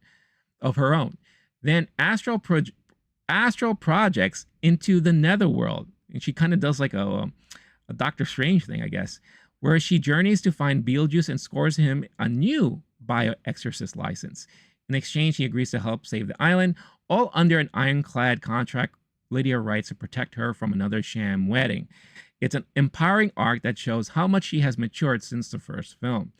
Beetlejuice, on the other hand, hasn't matured one iota. He conjures a bikini bombshell to get between Lydia and Chemo. He transforms both himself and Lydia into mermaids for a date at sea, and even stars in his own self-serving musical number. When none of that works, he makes a sleazy deal with the local spirits and slips her a love potion, breaking his contract and landing her in yet another marital kidnapping plot. The madcap schemes that play out during Beetlejuice's romantic pursuits feel like direct pulls from Frankie Avalon and Annette Funicello's Beach Party series, all of which crank up the tropes set by Gidget to levels of genuine absurdity. The alluring beach girl is instead a mysterious mermaid. The complicated surf trick becomes a skydiving publicity stunt, and the manly outcast becomes a biker whose finger has the power to paralyze. If that isn't absurd enough, 1965's How to Stuff a Wild Bikini features a shaman played by Buster Keaton, who conjures a magical bikini-clad woman to keep other guys away from Frankie Avalon's girlfriend. There's a lot of inspiration coming from a lot of these old movies. It's crazy. And like I said, I'm reading a lot of stuff from this, long defunct script that kind of reminds me of a lot of things that I saw in this new movie. Beetlejuice's finger-snapping magic doesn't seem out of place in a genre like that. It seems perfectly reasonable for him to disguise himself as Texas tycoon Monty Exxon and earn the Deets' approval by winning a surf competition. Oh my God. The more and more I read this, the more I actually want to see this movie now. With Lydia firmly under Beetlejuice's spell, the script digs up the original film's wedding climax, this time with a Blue Hawaii makeover. But wait, if the sequel doesn't feature the Maitlands, who's going to stop the wedding? Sounds like the perfect time for another beach party trope, the celebrity cameo. Beetlejuice's mother interrupts the ceremony to stop her son from foolishly breaking Lydia's contract, which would have been met with netherworld punishment worse than death. It's a deus ex machina ripe for a celebrity cameo. Bette Midler? Shirley MacLaine? Kathleen Turner would have been great. Again, these are all, if you think about the time, early 90s, mid 90s, all of these would be major potentials for a nice cameo within that time. So I think that would have been awesome. The script climaxes with Beetlejuice making do on his contract by raising hell on the island, scaring the rich tourists away, which, while an obvious narrative necessity, actually plays with another beach party trope, the chaotic fight scene. But while these films would cartoonishly tear up a small set, Burton would have gotten the chance to indulge in even more puppetry and animation than the original.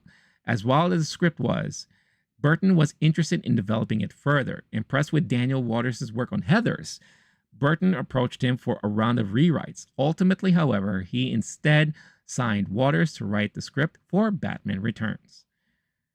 A lot of crazy, it's a major, huge journey for Tim Burton during this whole time. It's really fascinating to read it as it played out. Beetlejuice is banished back in the netherworld in the Gems Pen sequel, where he mistakenly drinks the love potion intended for Lydia and falls head over heels for his wife, who no longer has to fight for his affection, which is a happy ending. It's an ending for sure. Gems, however, soon left the project in order to focus on a different Burton collaboration, Mars Attacks. By August 1993,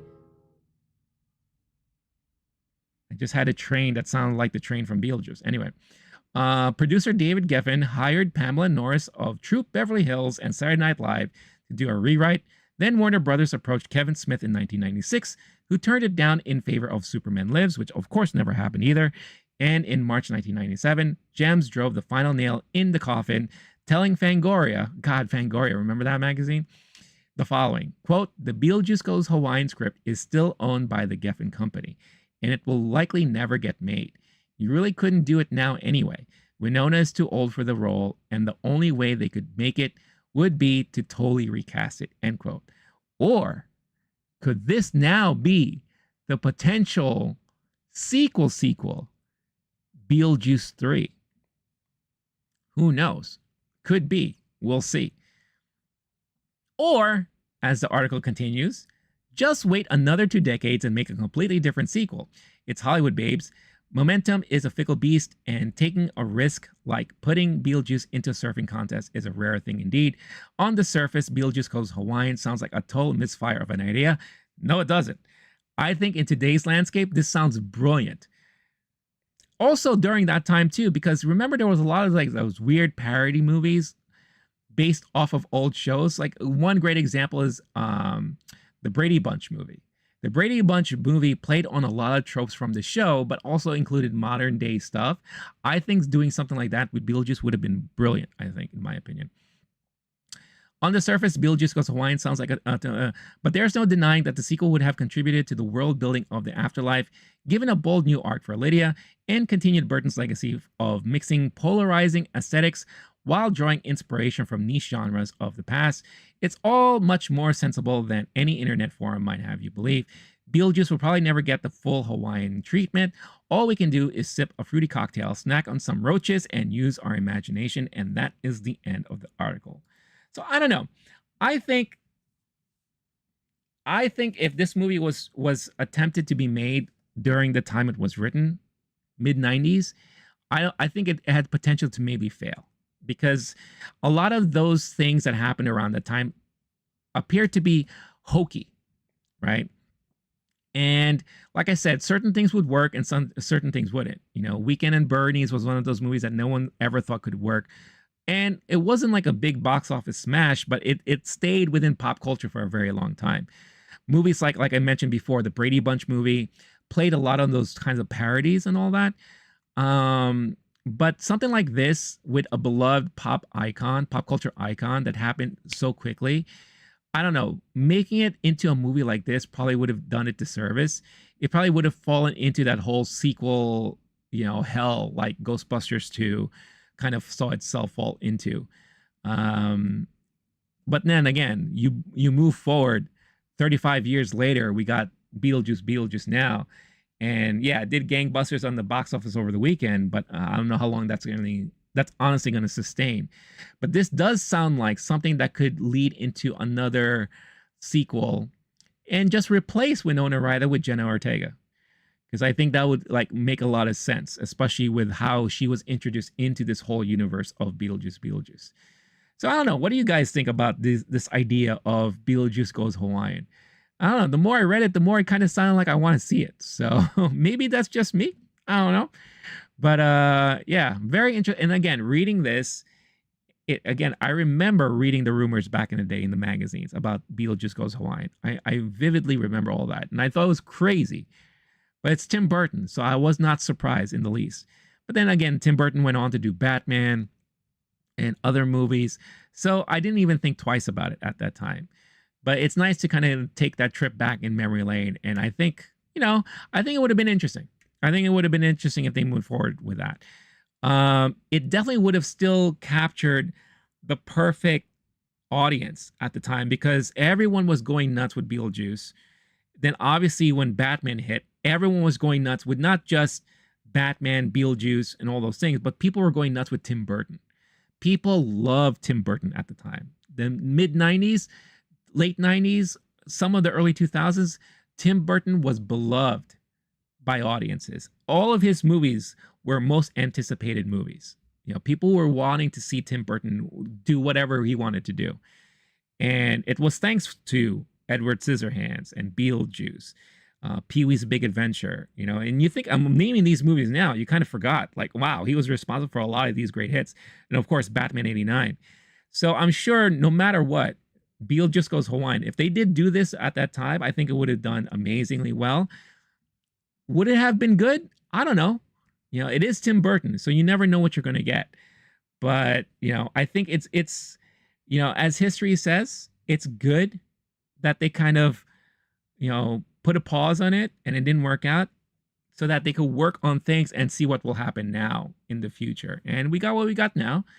And for those of you who liked it, you liked it. For those people who didn't like it, didn't like it. But at least we got something, and it just brought back that charm of the character from back in the day.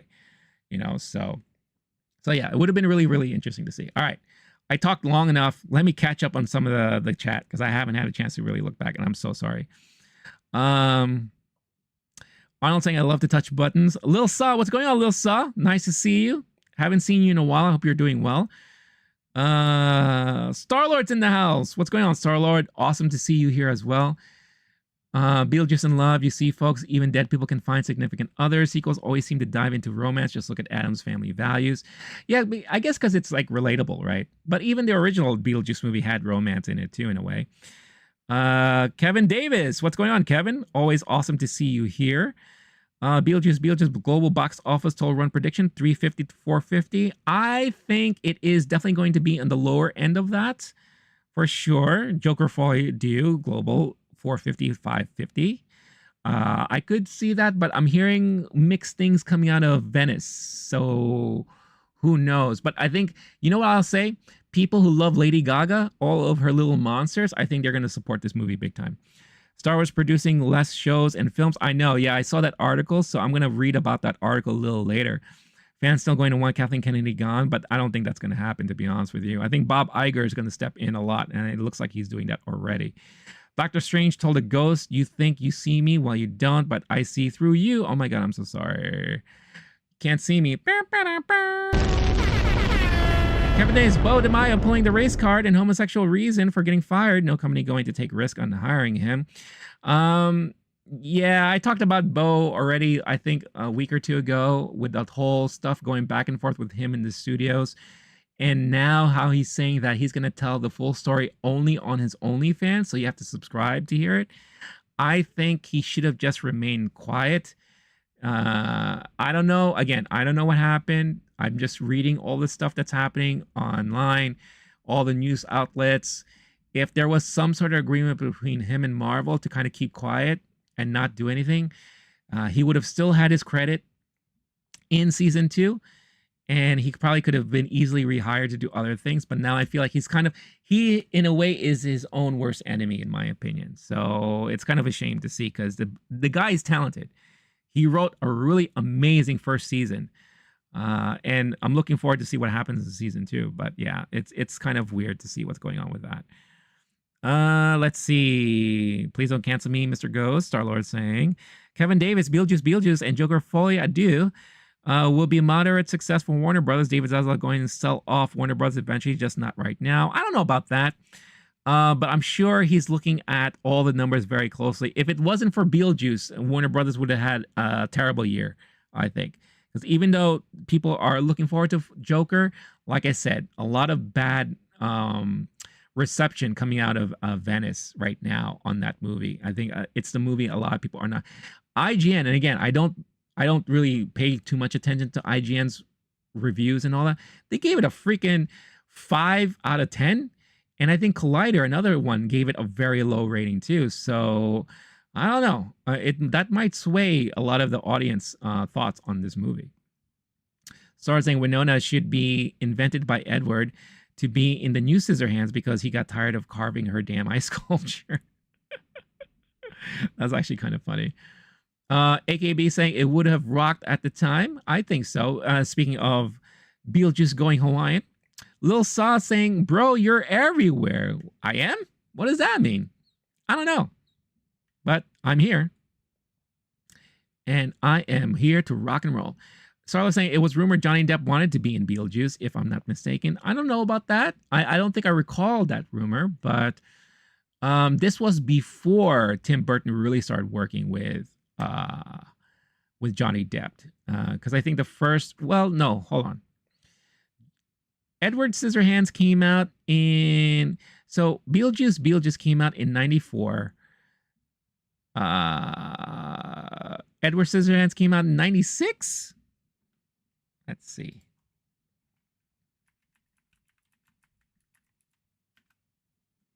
Oh, it came out before that. Oh my God, my years are just all over the place. So Edward Scissorhands came out in 1990. And oh wait, Beetlejuice came out in 89, right? Beetlejuice. Why? Okay. This is so stupid. This goes to show you sometimes how dumb search engines can be. I'm not talking about Google. I'm talking about Bing, Microsoft Bing. I typed in Beetlejuice. Why did it come up as Beetlejuice actor? They're calling Beetlejuice an actor on Bing. All right, good job, Bing. You're an idiot.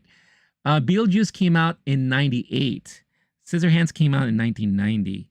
So, yeah, Tim Burton, I mean, Johnny Depp was definitely in the purview of Tim Burton stuff, for sure. Oh, he wanted to be in Beetlejuice Beetlejuice. I see. I'm glad he wasn't. I think I've had enough of the Burton Depp kind of collaboration there. It's kind of went way over its time. So, yeah. Who knows? He might still have the hots for Winona. I think now, because of the success of Beetlejuice Beetlejuice, and of course the success of Wednesday, I have a feeling Tim Burton is probably going to want to team up with Jenna Ortega more. So I won't be surprised if you're going to see Jenna Ortega showing up in a lot of future Tim Burton movies. So who knows? That might be his new muse, because Johnny Depp was his muse for the longest time.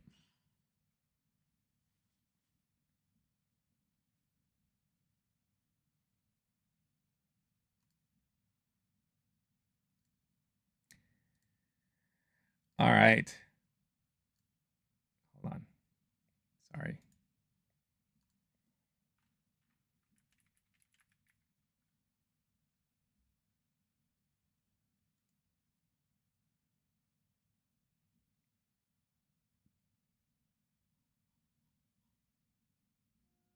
Give me 1 second, guys. I'm just pulling up some information here so that I can get ready to talk finally about my thoughts about Beetlejuice Beetlejuice, having just seen it for the first time last night. By the way, if you're watching live, make sure to hit that like button, y'all. Would greatly appreciate it. Always appreciate your support. Love all of you guys. I hope all of you are having a fantastic day. Caleb's in the house. What's going on, Caleb? Always a pleasure seeing you here. Hope you're having a good one.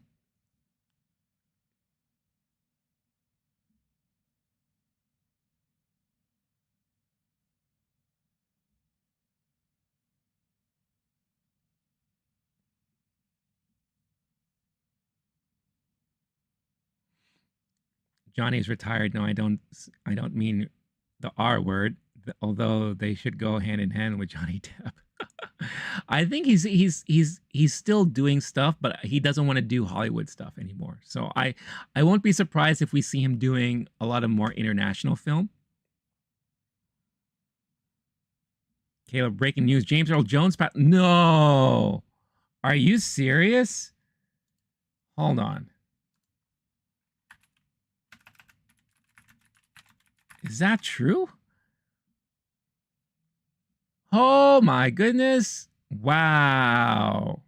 Wow, wow, wow. Oh man. Oh boy. Here we go. Another icon of our childhood passing away. Oh, how sad. Jeez. Here we go. James Earl Jones. Oh, get out of here. Pop up. James Earl Jones dies. Revered Field of Dreams star, Darth Vader voice, and Broadway regular, was 93. He's 93 years old. I mean, he's lived a pretty good life. Oh, that's sad. James Earl Jones, the revered actor who voiced Star Wars villain Darth Vader, starred in Field of Dreams and many other films on Broadway. He's an EGOT winner. I didn't even know that. Amazing achievement. Died this morning in his home in Dutchess County, New York. He was 93. Oh, that's sad. Widely regarded as among the world's great stage and screen actors, Jones is one of the few entertainers to have won an EGOT. Again, that means Emmy, Grammy, Oscar, Tony. Though his Academy Award was honorary, Jones has received 2 Primetime Emmy Awards, a Daytime Emmy, a Spoken Word Grammy Award in 1977, and 3 Tony Awards. Man. Let's read more about his history here. The actor amassed nearly 200 screen credits during his brilliant 60-year career, starting with the Stanley Kubrick classic Dr. Strangelove, or How I Learned to Stop Worrying and Love the Bomb in 1964. He probably is best known for his voice role as the dastardly Darth Vader in George Lucas's original Star Wars trilogy, Star Wars 1977, The Empire Strikes Back in 1980, and Return of the Jedi in 1983. He was also the voice of CNN. You are now watching CNN. I always remember him for that too. He also reprised the villainous role in Star Wars Episode 3, Revenge of the Sith, Rogue One Star Wars Story in 2016, Star Wars Episode, 9? Rise of Skywalker in 2019. I'm not good with Roman numerals, guys, sorry. And TV's Obi-Wan Kenobi and Star Wars Rebels. Jones also voiced the Lion King's Mufasa in both the 1994 animated pick and 2019 hybrid remake. He also lent his sonorous voice to the famous This Is CNN. Yay! Promo campaign for the cable news network. I knew it. This is CNN. Born on he shares my birthday, guys. Freaking A, you're right. Born on January 17, 1931. His many big screen credits, also films such as Conan the Barbarian. That was my first exposure to James Earl Jones, was playing the villain in Conan the Barbarian. And I'll never forget, because the first time I saw that movie was on TV. I believe it was here in New York, Channel 11, and it was censored. So I always wondered, why is James Earl Jones's head just lying on the stairs? I didn't know for the longest time until I finally rented it on video that Conan, Arnold Schwarzenegger himself, sliced it completely off. And I'll never, oh no, it was on Channel 4 when NBC back in the day used to play movies on weekends. I'll never forget. I was like, why is James Earl Jones just hanging, his head is just hanging out on the side there? I didn't know that the whole time that he was, the head was sliced right off and it just kind of rolled down the stairs. That was my first exposure to James Earl Jones. And then, of course, hearing his voice in Star Wars. Coming to America, great role playing the father of Hakeem. Hakeem? Sameh, where is Hakeem?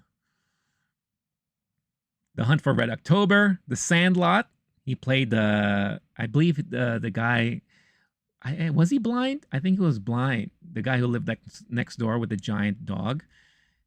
Patriot Games, Sneakers, played an FBI agent, I think, there. He also appeared on The Simpsons 3 times. He was nominated for a lead actor Oscar for his role in The Great White Hope in 1971 and was given an honorary Oscar at the 2012 ceremony. An 8-time Emmy nominee, his 2 wins both came in 1991. Lead actor in a drama series for Gabriel's Fire and supporting actor in a miniseries or a special for Heat Wave. Also a commanding presence on the Broadway stage, Jones earned 4 competitive Tony Award nominations for Best Actor in a Play, winning twice for his performances as Jack Jefferson in The Great White Hope in 1969 and as Troy Maxson in August Wilson's Fences in 1987, which many years later was made into a film starring Denzel Washington. He received a special Tony Award at 2017 ceremony. He most recently appeared on Broadway in The Gin Game in 2017.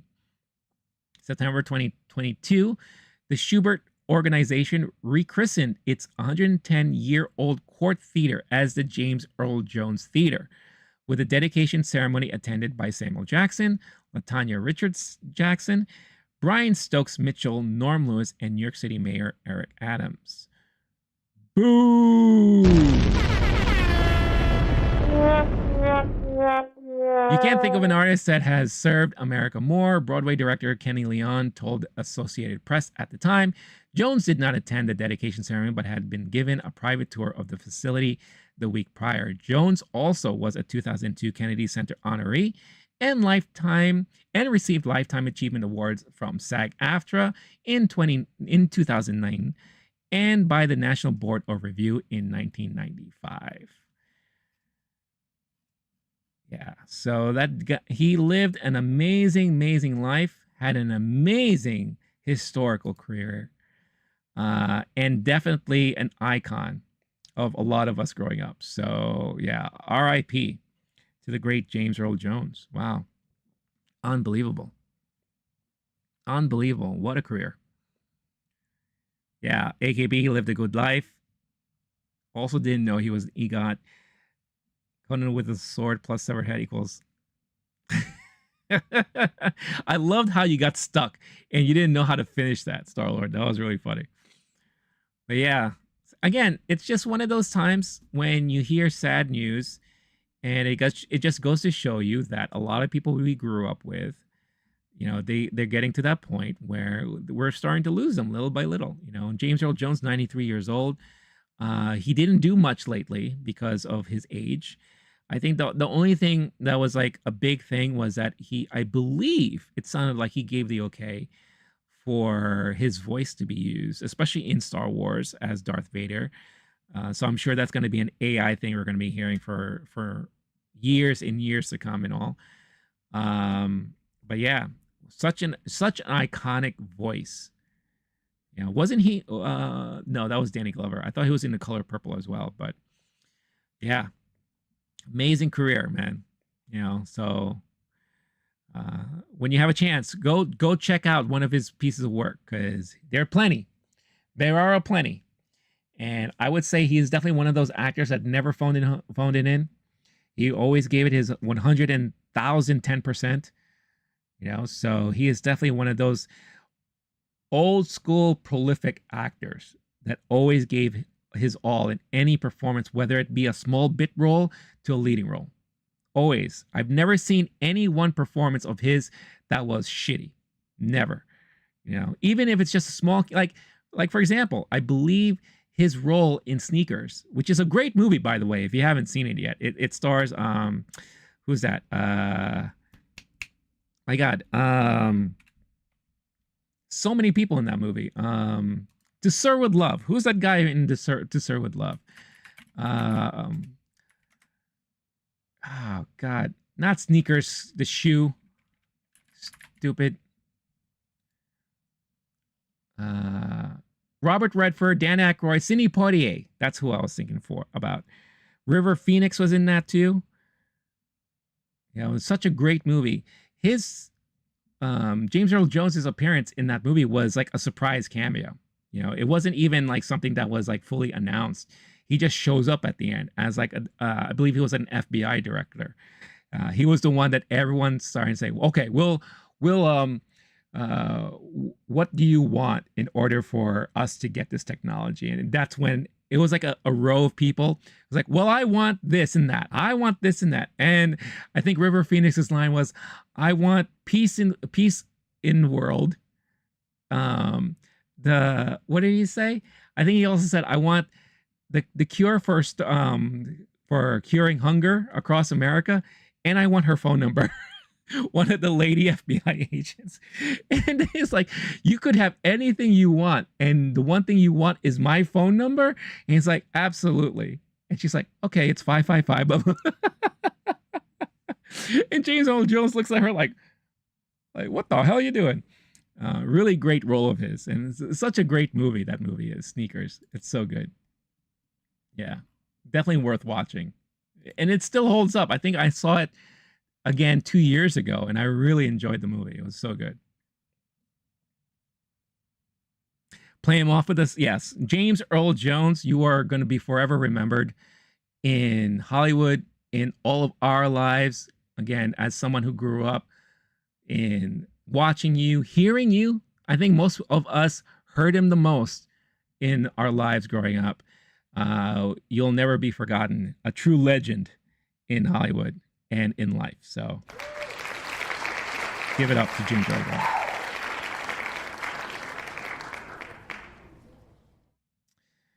I loved him in The Sandlot. He was great in The Sandlot. Best of the Best. That's another great role of his.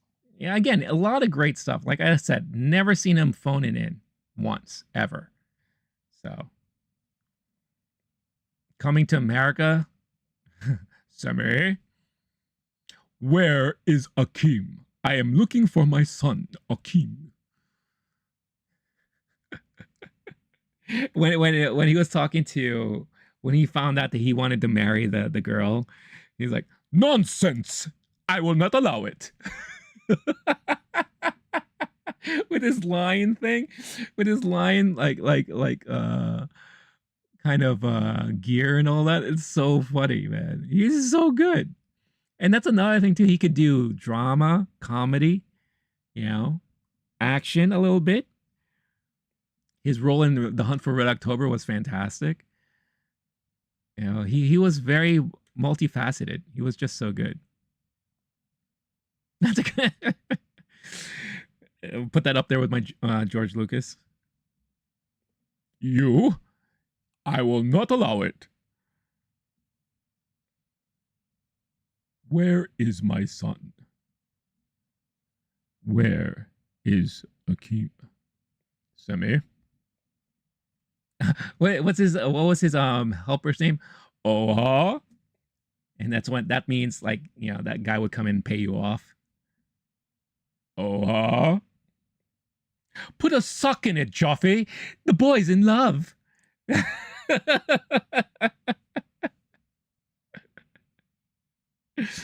Oh, Coming to America, great film. Filmed partially in my neighborhood, y'all.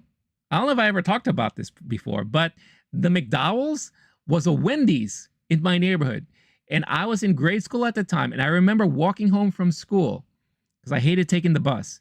Walking home from school and seeing them break down that Wendy's on Queens Boulevard, on the corner of Queens Boulevard and Broadway, or like right off it.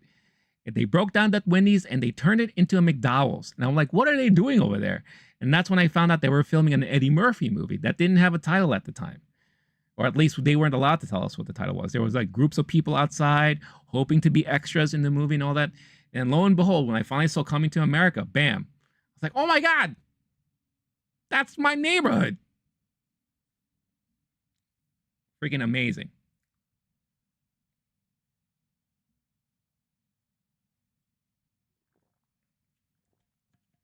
Yeah. So that movie will always hold a very special place in my heart, Coming to America, because I had a chance to see them at least build something from it, be a part of it, and that's my neighborhood growing up. So I really love that. I really love that movie. And plus, it's such a funny movie. It's such a great movie. One of Eddie Murphy's best movies. And we all agree, or at least let's all agree now moving forward, to never talk about the sequel. In my mind, it's like Kingdom of the Crystal Skull. It never, ever existed. Although I will say that I've kind of slowly appreciate Kingdom of the Crystal Skull a little bit more now. So you should have taken pictures. Well, remember, this was around the time when if I wanted to take a picture, I would either have to have a disposable camera or an actual real film camera, because cell phones, digital, that was not a thing for back then. And plus, I was like in and out of school, so carrying a camera with me was not something that I would have thought about. Spying on them for McDonald's, which is true. There was a McDonald's later down the boulevard, like further down the boulevard. If you walked like maybe 5 minutes from that Wendy's location, there was that McDonald's I used to go to all the time. So that was true. And I love the shoe shop that was right next door to the restaurant that was also in the movie. That was there for a very long time. Oh my God. It is just so amazing. So I know you know about Polaroids and all that, you know, but there are a lot of people who will probably watch this that have no idea about film cameras. And plus, Polaroids made a comeback. It's like a niche fad thing nowadays. If you go to a wedding, people have Polaroids there. You can take pictures of yourself and all that. So Polaroids is one thing or one piece of old tech that never really fully went away. It's always been around, but do you see a lot of people buying those mini disposable cameras or those mini compact cameras from back then?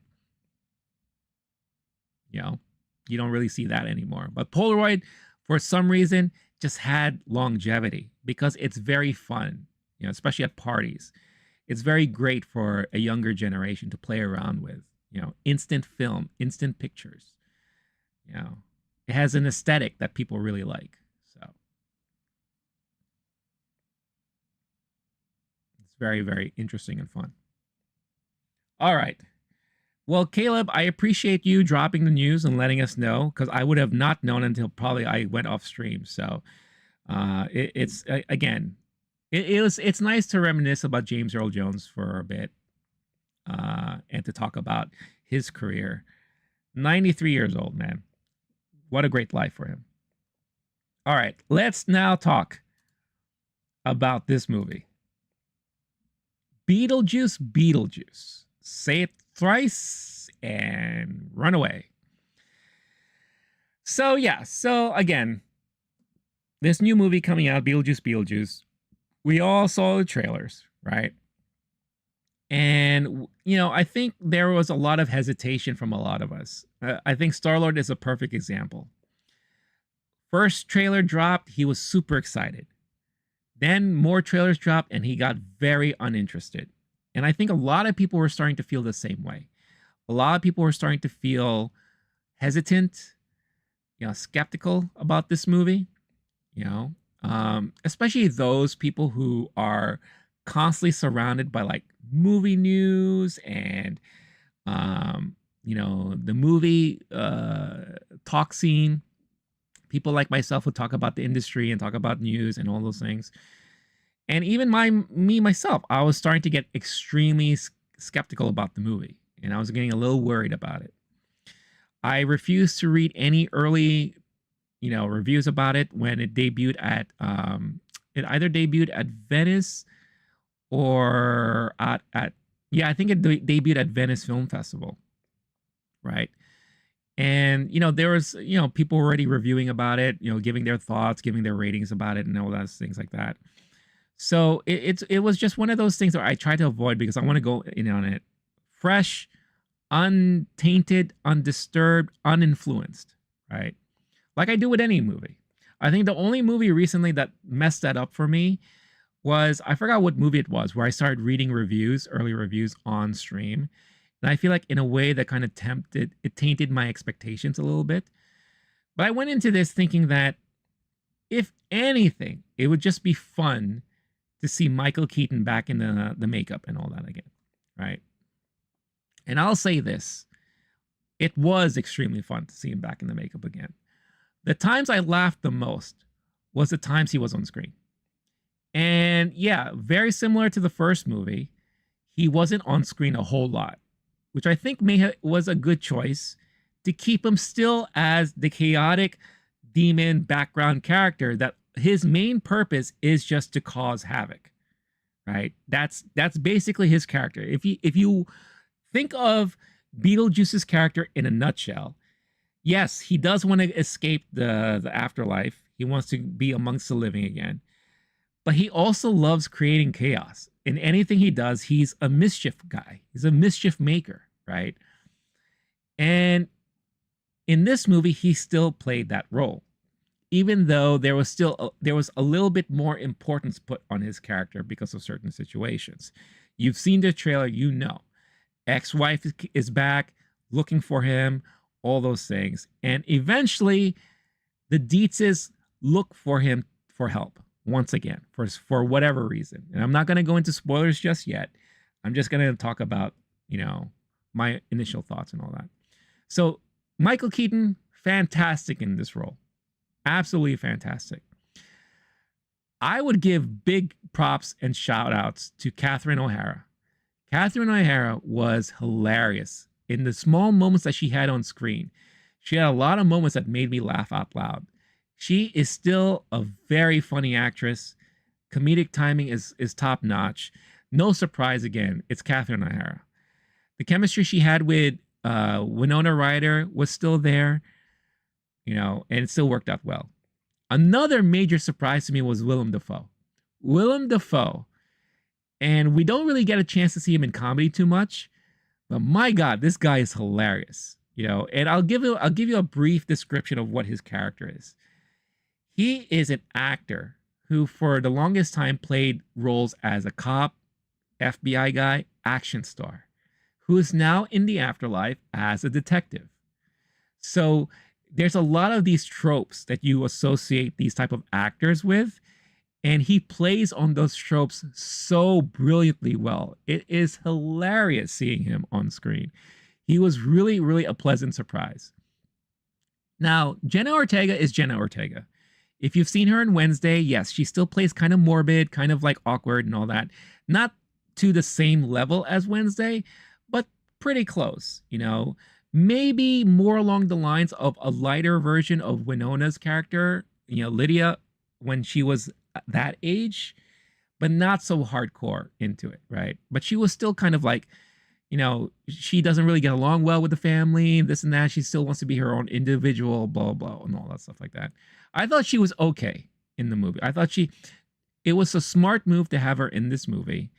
And she works really well with Tim Burton. You can see that. And I think it's perfect because it draws in that audience that loves her, that loved Wednesday. I think it's brilliant to have her in this movie. And I can, like I said before, I can see Tim Burton using her in future movies down the line. You know, I think they just work really well together. Winona was okay. You know, it didn't feel like I was seeing Lydia as a grown-up Lydia. They do something weird with her character where now she's kind of like a paranormal, kind of like not investigator, but like a medium because of what happened in the first movie. So she has her own TV show and all that, which was, it very much reminded me of like Ghostbusters 2, when Peter Venkman started having his own paranormal show and like oddities show and all that. It very much reminded me of that. You know, it didn't really work on me, but it is what it is, right? Monica Bellucci is still gorgeous for her age. I thought she was great, even though not a great character, like not like a major character in this film. It was nice seeing Danny DeVito in there and all that.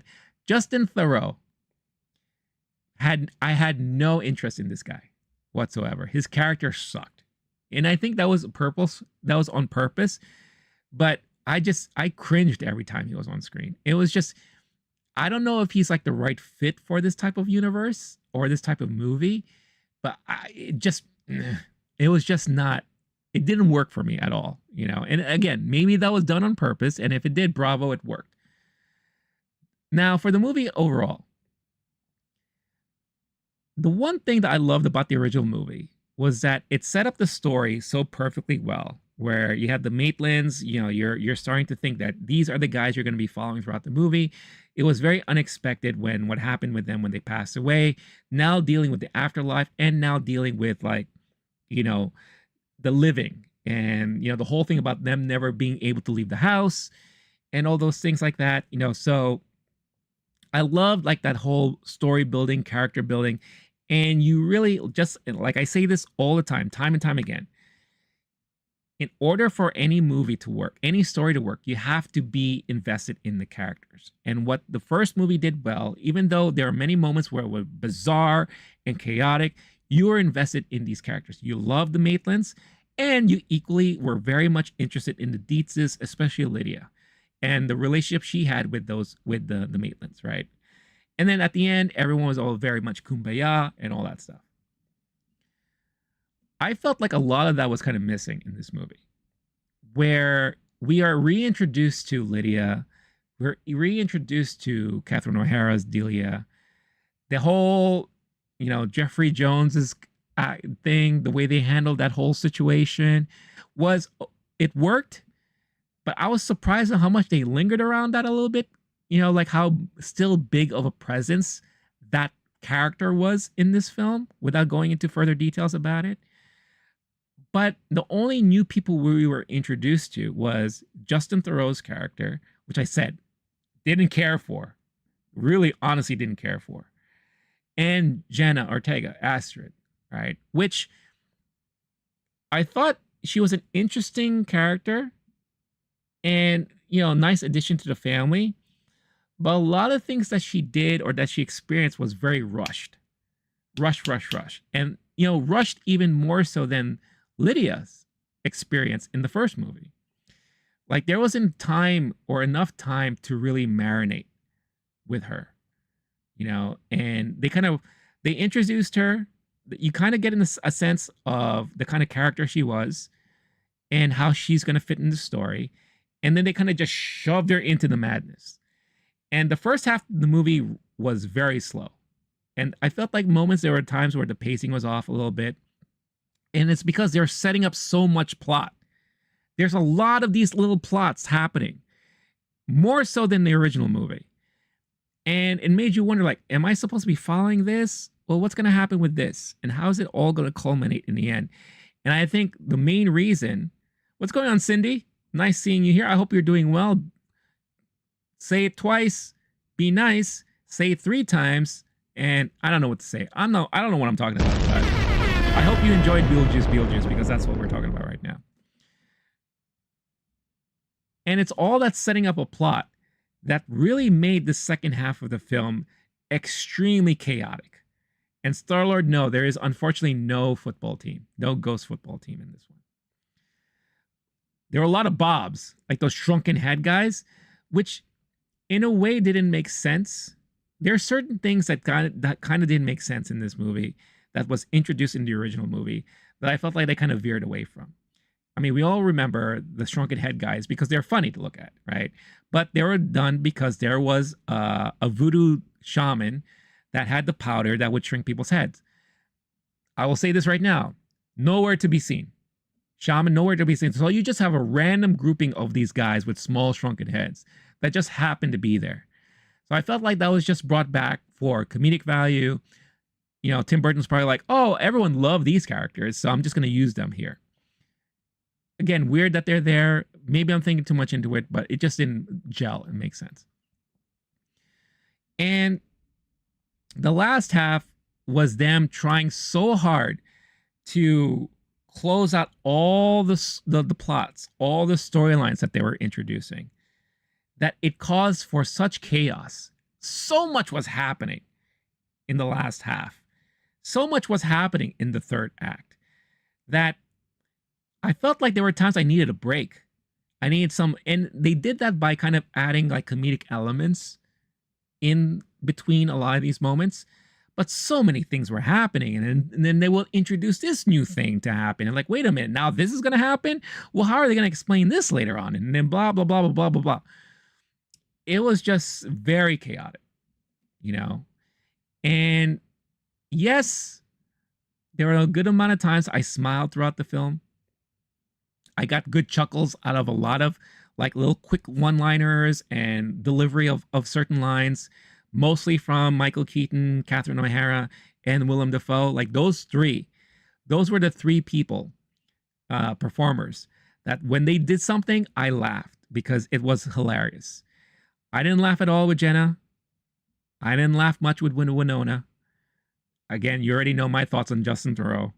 Monica served a purpose, but again, I felt kind of underutilized, right? She was kind of like the pending doom that you're waiting for in the movie as to how that's going to affect everything. And then when she shows up, it was very, okay, 1, 2, 3, that's it. Like, whoa, what happened there, right? So at the end of the day, oh, and it had a bizarre ending too. Again, I'll get into that a little later, but the ending was so bizarre that it made me wonder, like, what the hell did I just watch? Was it all different? You know? But I will say this. It was a very silly Tim Burton movie. But it was a Tim Burton movie that was kind of refreshing to see after a long time of not seeing this style of Tim Burton movie. A lot of practical effects, not a lot of CG in here, which is fantastic. Great costumes, great makeup, a lot of little callbacks and throwbacks sprinkled on throughout, but also a lot of things that you veered away after learning about it in the first movie. Like, where was the whole, you know, people living with the afterlife people, the afterlife living with real life people? Where was all that? We ended the first movie with a new handbook and people are learning how to live with the dead and all that. But that was totally kind of thrown out the window. And we really didn't see a lot of that happening. It's almost as if everything was reset because there wasn't a lot of interconnectivity between the afterlife and the living, with the exception of Lydia, who is now a medium, and she could go, her show is based upon ghost houses and haunted places, and she goes in and she could kind of see things and all those things like that. And then, you know, later on we see Astrid may have the same powers as her mom, right? But a lot of that wasn't fully explored. And most of it was forgotten from the first movie. So that in a way, it kind of created new opportunities to introduce new things within this movie, which in a way, I could kind of understand. But overall, it was an okay movie, in my opinion. I give it a 3 out of 5 stars. That's what I will give it on Letterboxd. It's a sequel that, in my opinion, didn't really push forward much of a narrative of anything. With the exception of, okay, we know Lydia has a daughter who shares similarities with her mom. You know, Beetlejuice did what Beetlejuice does, but I didn't see like further progression of his character, really. The afterlife is there, but we didn't really get to explore too much of it. That makes us, like, there are new segments within the afterlife that we were introduced to, or sectors of the afterlife we were introduced to, but nothing that made me feel like, oh, wow, like I learned so much more in this movie, or I've seen so much more in this movie, you know? Just didn't see a lot of that. And I don't want to say it was a movie. We were just reading an article that talked about the potential sequels, right? And how they wanted to write stories that helped progress a character and not base it really off of ideas. In a way, I feel like this movie kind of fell into that trap where they had an idea, say, hey, let's do that. And everyone else is there just to explore that idea. And a lot of the ideas kind of mimic what we already saw in the first movie. It's not a complete rehash of what we saw, but there were bits and pieces that reminded me of the first movie. So in my opinion, I feel like this is a sequel that really doesn't matter. If you see this or not, it doesn't really help progress anything that you've learned from the first movie. It's just a nice kind of, hey, remember this universe? Oh, it's kind of nice to be back in this universe. Oh, I love this character. Oh, that's a great throwback to this character. But after that, overall, that's all you really got, you know? So it was nice to hear the soundtrack again. Again, nice to see Michael Keaton in the Beetlejuice costume and makeup again. But I don't think we're going to get another movie. Tim Burton already said so, that, you know, he's not looking forward to directing any other movie in this universe. That doesn't mean he can't pass it on to somebody else. I honestly do feel like if they do make another one, they should highly reconsider the whole Beetlejuice Goes Hawaiian. Because I think that just take it somewhere crazy. Just take it somewhere, you know, just play with it. Play with these people a little bit more. I think it'll be hilarious. Parody yourself. Parody what you've done so far. You know, I think that would be very interesting to do so. And would be very Beetlejuice-like. Again, an agent of chaos. I think it would be perfect to kind of have him just, you know, be chaotic. And I think limiting his time may have hurt the movie a little bit, because you could tell people wanted to see more of him. But I do appreciate the fact, again, that they kept a similar vibe from the original movie and made his time on screen not as important. But in order for it to work, you need to be really invested in the other main characters. And I think for the most part, I was not. So that's why for me, it was 3 out of 5. And that's just my initial thoughts on the movie as a whole. These Beatles drank all my juice narrative in 2024. Where's my J.K. Simmons? Yeah. But like I said, Tim Burton, it was nice. It was really nice to see Tim Burton back in his form. And we saw a little bit of that with Wednesday. And that's why Wednesday was done so well, I thought. But Wednesday also had a very strong story and very strong character development. This movie in itself, it was nice to see him come back to form as far as filmmaking is concerned. But story suffered a little bit, in my opinion. So, but again, if you guys enjoyed the movie overall, then I'm very happy for you. I'll tell you the tone of the theater. It was 85% full, my theater last night. Late night showing. And me, I could hear, outside of myself, chuckle at the things I chuckled at. I could hear maybe 3 other people chuckle. out of a crowd of 85% capacity. When the movie ended, the people who got up and left didn't seem like they were like, oh my God, that was fun, or all that. They just got up and just walked out. No real reaction. No, like, wow, that was fantastic. You know, it was very mediocre, the reaction. So at least at my theater last night, that's what you got. So I don't know if that's going to mirror what a lot of people think about this movie. I mean, right now, just looking at IMDb, 7.2 out of 10. I don't know what the Rotten Tomato score is right now. Here, let's go look at it.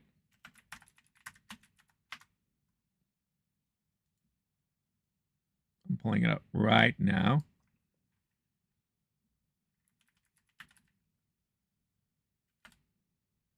I love how when I typed in Beetle, you know what's the first movie that popped up? That DC movie. Blue Beetle. All right, so 76% critics rating, 82% audience rating. So it's high, but it's not like a massive like 95% or whatever like that. 82% out of 5,000 plus ratings, audience rating.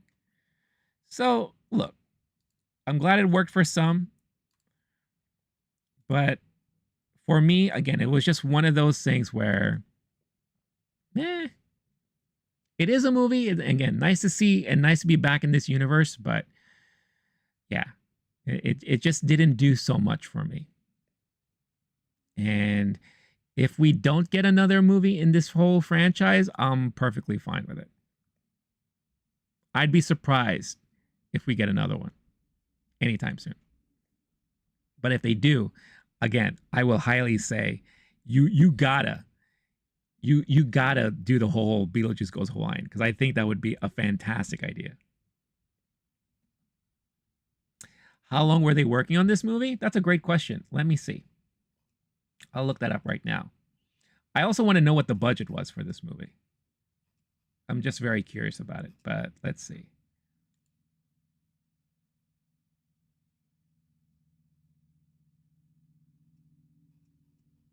Let's look at the production of this.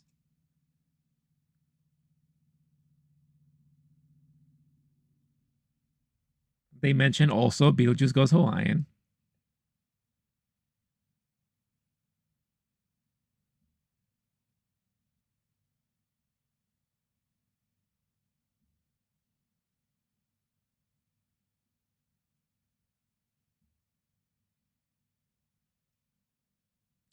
So if you're not talking about the script, because it sounds like the script, they've been working on the script since like 2016.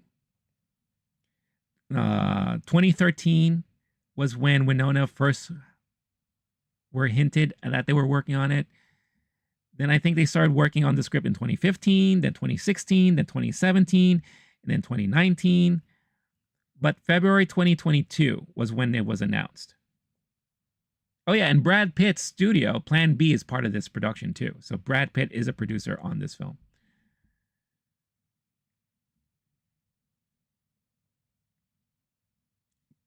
But it sounds like they didn't even know who was doing it.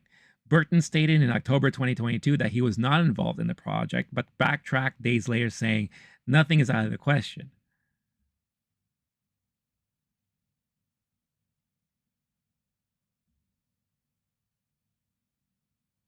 So yeah, so I have a feeling that Tim Burton, at least when you look at the chain of events, Tim Burton became more interested in doing this after working with Jenna Ortega in Wednesday.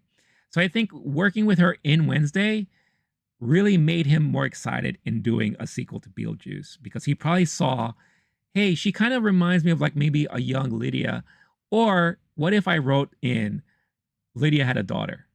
And I think that's basically what happened here. At least that's what it kind of looks like. So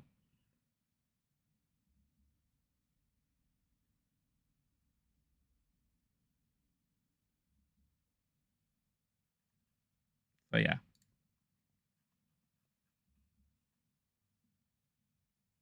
Started saying that's the problem. The script and actual filmmaking are backwards. Well, yeah, again, it goes back to that article I read.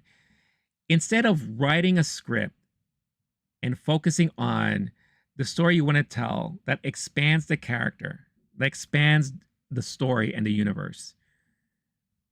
It sounds like they just had an idea, or they just wanted a sequel to make, right? So everything was backwards. And then again, even when you think about Tim Burton's interest in making the movie, hey, I like working with Jenna Ortega in Wednesday. Yeah, let's do another Beetlejuice movie, and I want her in it. What's the story going to be about? Well, we'll figure that out. In fact, we have 3 months. Let's write it. I'm just saying that, but it's not true. I'm sure there was more time. But yeah. And that happens a lot nowadays, especially with major IPs and major franchises. What's going on, Joseph? Hope you're doing well. Yes, James Earl Jones passed on. Yes, I know. Yeah, we talked about that earlier when somebody else mentioned it.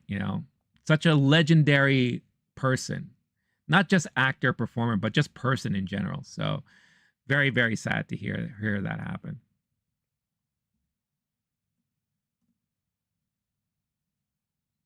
It shouldn't take long for a script, but it should take long to execute it. I don't necessarily agree with that. I feel like I would prefer them working longer on a script, and then executing it should be easier because, well, you have to get funding. You got to get a studio involved and interested, right? Like the whole filmmaking. Now, it also depends if you're going practical or doing CG and all those things like that.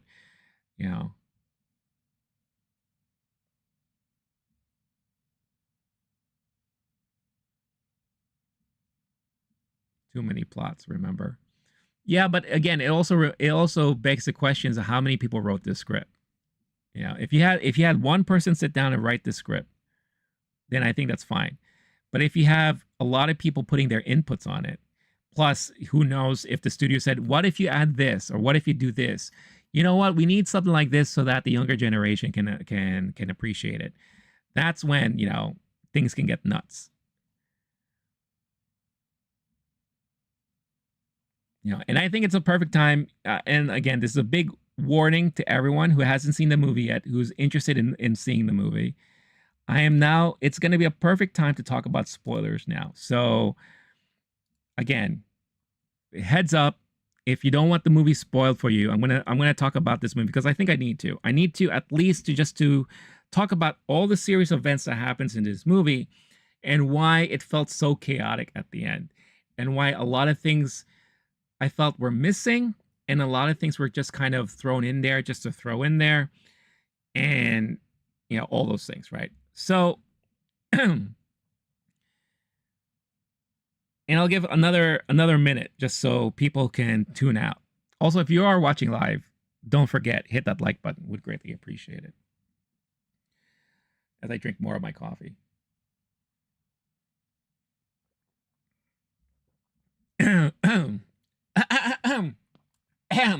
La-da-dee, la-da-da. As I get ready with my voice. I've been talking a lot. It's been a week since I talked this much, guys. So I apologize if my voice is cracking and all that stuff.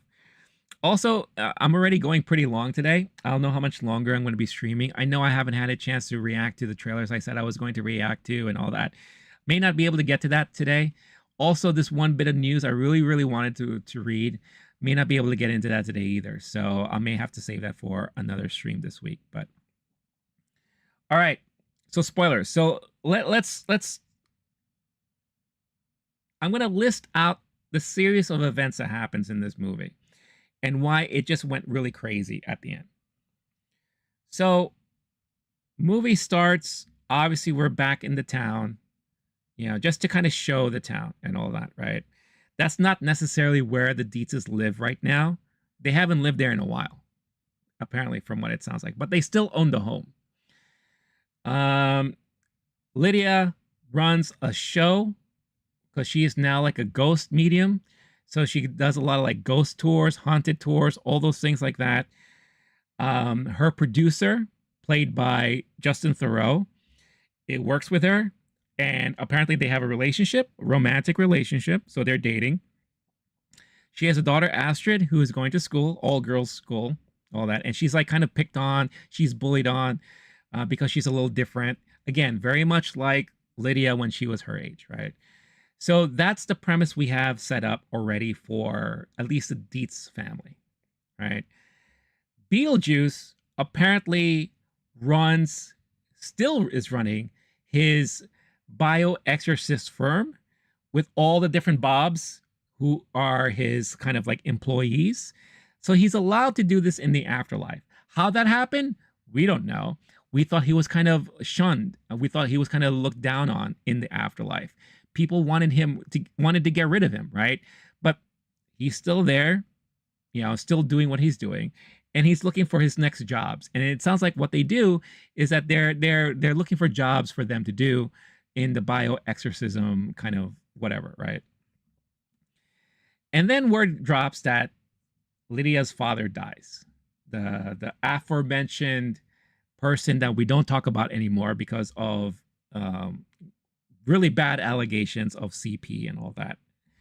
So Lydia, who apparently doesn't really talk to her mom much, has to go to her mom, who is now working in New York City as still an artist, still involved in crazy art and all those things like that, was about to open up a show.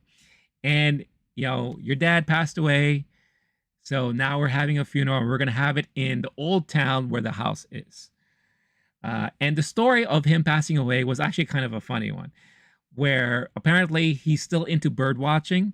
So he signed up for an expedition to some remote island somewhere to bird watch. The plane crashes. He survived the initial plane crash, but then gets eaten by a shark. So that's basically how he passes away, which I think is funny. And we get to see him constantly in the afterlife throughout the film, going through what everyone goes through when they pass away, except his half of his body is basically demolished. All you see is the remains of his lower half walking around, and what was once his shoulder and head is just spewing blood all over the place. We hear him talking, so they hired someone to kind of mimic his voice. And I'm very like, oh, yeah, I think there was a mistake. I think I'm sorry. So you hear he talks like that, right? So he's our first entry into the afterlife because of his passing. They have his funeral. They have a kind of like a nice little gathering at the old house. We get introduced to the daughter, all grown up, of the real estate agent, if you remember from the first movie.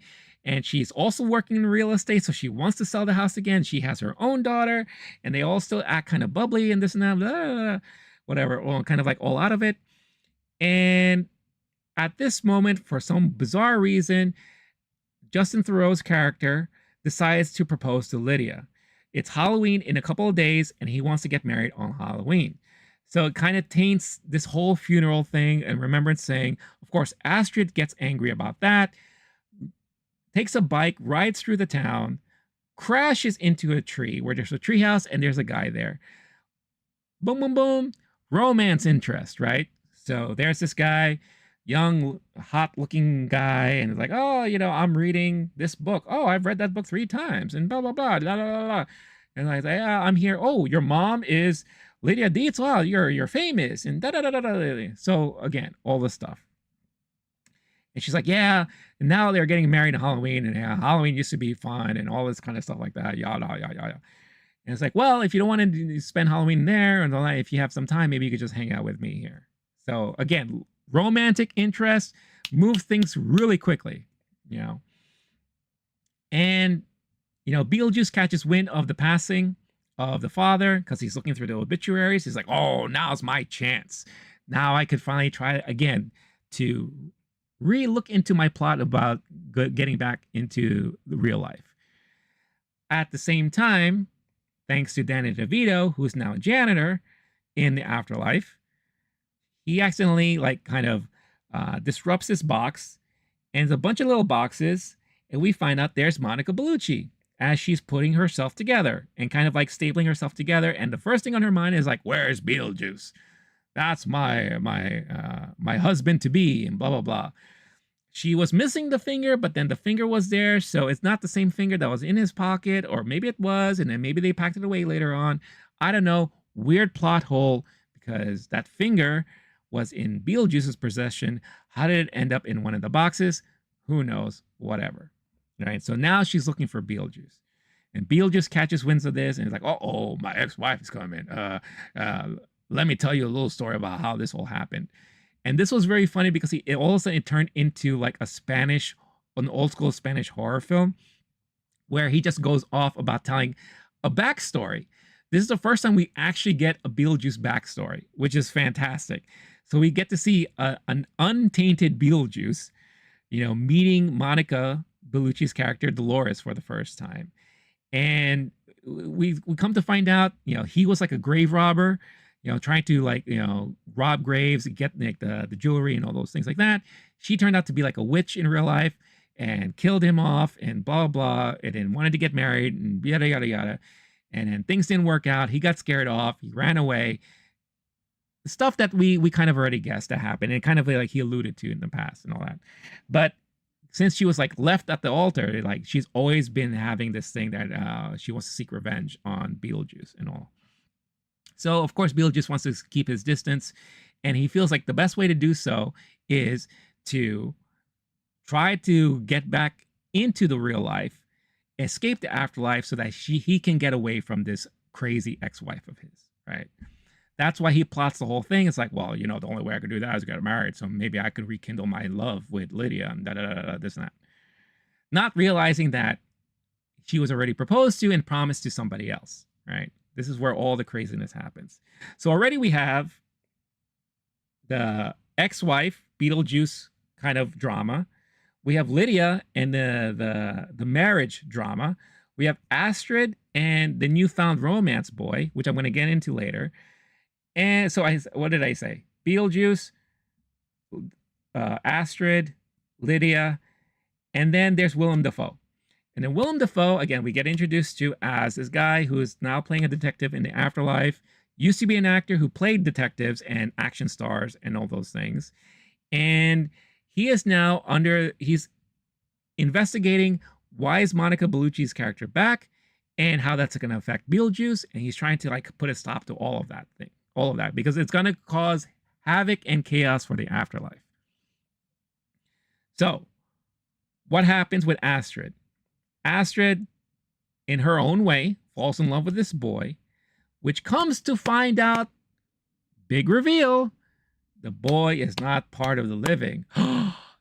Astrid has the same powers as her mom, and she can see people in the afterlife. This boy is tied to this house where he is stuck at, and can only go as far as where his treehouse is. His parents are still there with him, and basically, same thing that would happen in the first movie. I would really love to be with you because I'm in love with you and I want to join you in the real life. And in order to do so, we need to get married. So what? We're going to have 2 marriages happening right now? But wait. So right before the wedding day of Lydia and Justin Theroux, she's signing the deeds because she wants to sell the house and all those things like that. And she's like, oh, where's Astrid? Oh, she's hanging out with some boy she met and blah, blah, blah. It's like, oh, yeah, I dropped her off at his house on Jefferson Street. We don't talk about Jefferson Street. Why? There was something heinous to happen on Jefferson Street. What happened? Who's the name of the boy she's seeing? Oh, it's a blah, blah, blah. It's like, oh, can't be that same boy. Because that guy, he murdered his family. He murdered his mom and dad. And when the cops showed up, he, hid out in his treehouse and he fell to his death because he broke his neck. No way. That's who Astrid's seeing. And then that's where we spawn off into this chaotic second half of the movie, where you have Astrid, who's now being held hostage without her knowing by this new guy who now takes her into the afterlife using the Book of the Dead to open up the doorway so that he can essentially exchange life forms. So she's going to get stuck in the afterlife. He's going to get out because she signs off her soul to him so that he can be part of the living. And Lydia finds out about this and what needs to stop it. But she can't do it alone. Guess who I need help from? Beetlejuice, Beetlejuice, Beetlejuice. Hey, what's up, Biden? You need help? Well, you got to do something for me. You know, a little quid pro quo. All that. It's like, I could help you. I could get rid of this guy. I could have to save her, but you're going to have to do me a solid. So I have this crazy ex, right? And she's going to kill me. And I don't want that to happen because she's a soul sucker. What she does is that she sucks souls of people in the afterlife. And when they do that, that's it. They're done. They're not even in the afterlife. They're dead. I'm dead now. They're dead. I don't want to be dead. You need to help me. In order for me to get away from the ex, you need to marry me. It's like, oh my God, we're doing this again? And it's like, oh, come on, what do you want? Yeah, blah, blah, blah, all this kind of stuff like that. So even though she's promised to marry this guy, she tentatively agrees, okay, fine. If this is the only way to do this, let's do this. So he's like, oh, but this time we need to put this in writing. So he has his contract. She signs the contract, blah, blah, blah. All right, I'm going to help you. So he does eventually help her. Lydia and Astrid meet in the afterlife, running away. Oh, by the way, guess who's one of the workers in the afterlife? It's my dad. So they have a nice little reunion and all that, which is really sweet and very cute.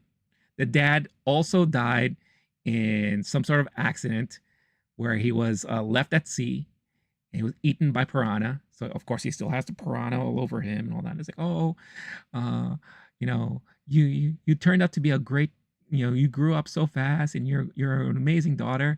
We raised a great daughter, didn't we? Oh, yes, I love you, Dad. Blah, blah, blah, blah, blah, blah, blah, you know, that. So during all this, Catherine O'Hara, Delia, is still doing stuff with the dead husband because she misses him terribly. So again, this is all leading to the wedding day. So she's now holding a seance on the gravestone of the dead father. Again, this guy is getting a lot of play in this movie for someone who we really don't want to show his face on. And his face is on the tombstone, so we're seeing this dude's face. So as part of the ritual, she got these like these snakes that are semi-poisonous, but she was told that they're not poisonous, they've been defanged and all that.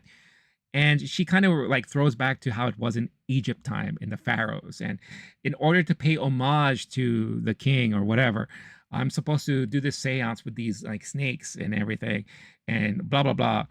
Turns out the snakes were poisonous. Bite her in the neck. Guess who else dies now? Delia's now dead. Now she finds herself in the waiting room. She's like, no, this can't be true. I'm now here. What's happening? Mind you, even though she signed an agreement with Beetlejuice, Lydia broke away from Beetlejuice because now she saw Astrid and now she's trying to get Astrid out of the afterlife and into the living and tried to avoid Beetlejuice. So Beetlejuice finds the mom and is like, hey, what's going on, mama?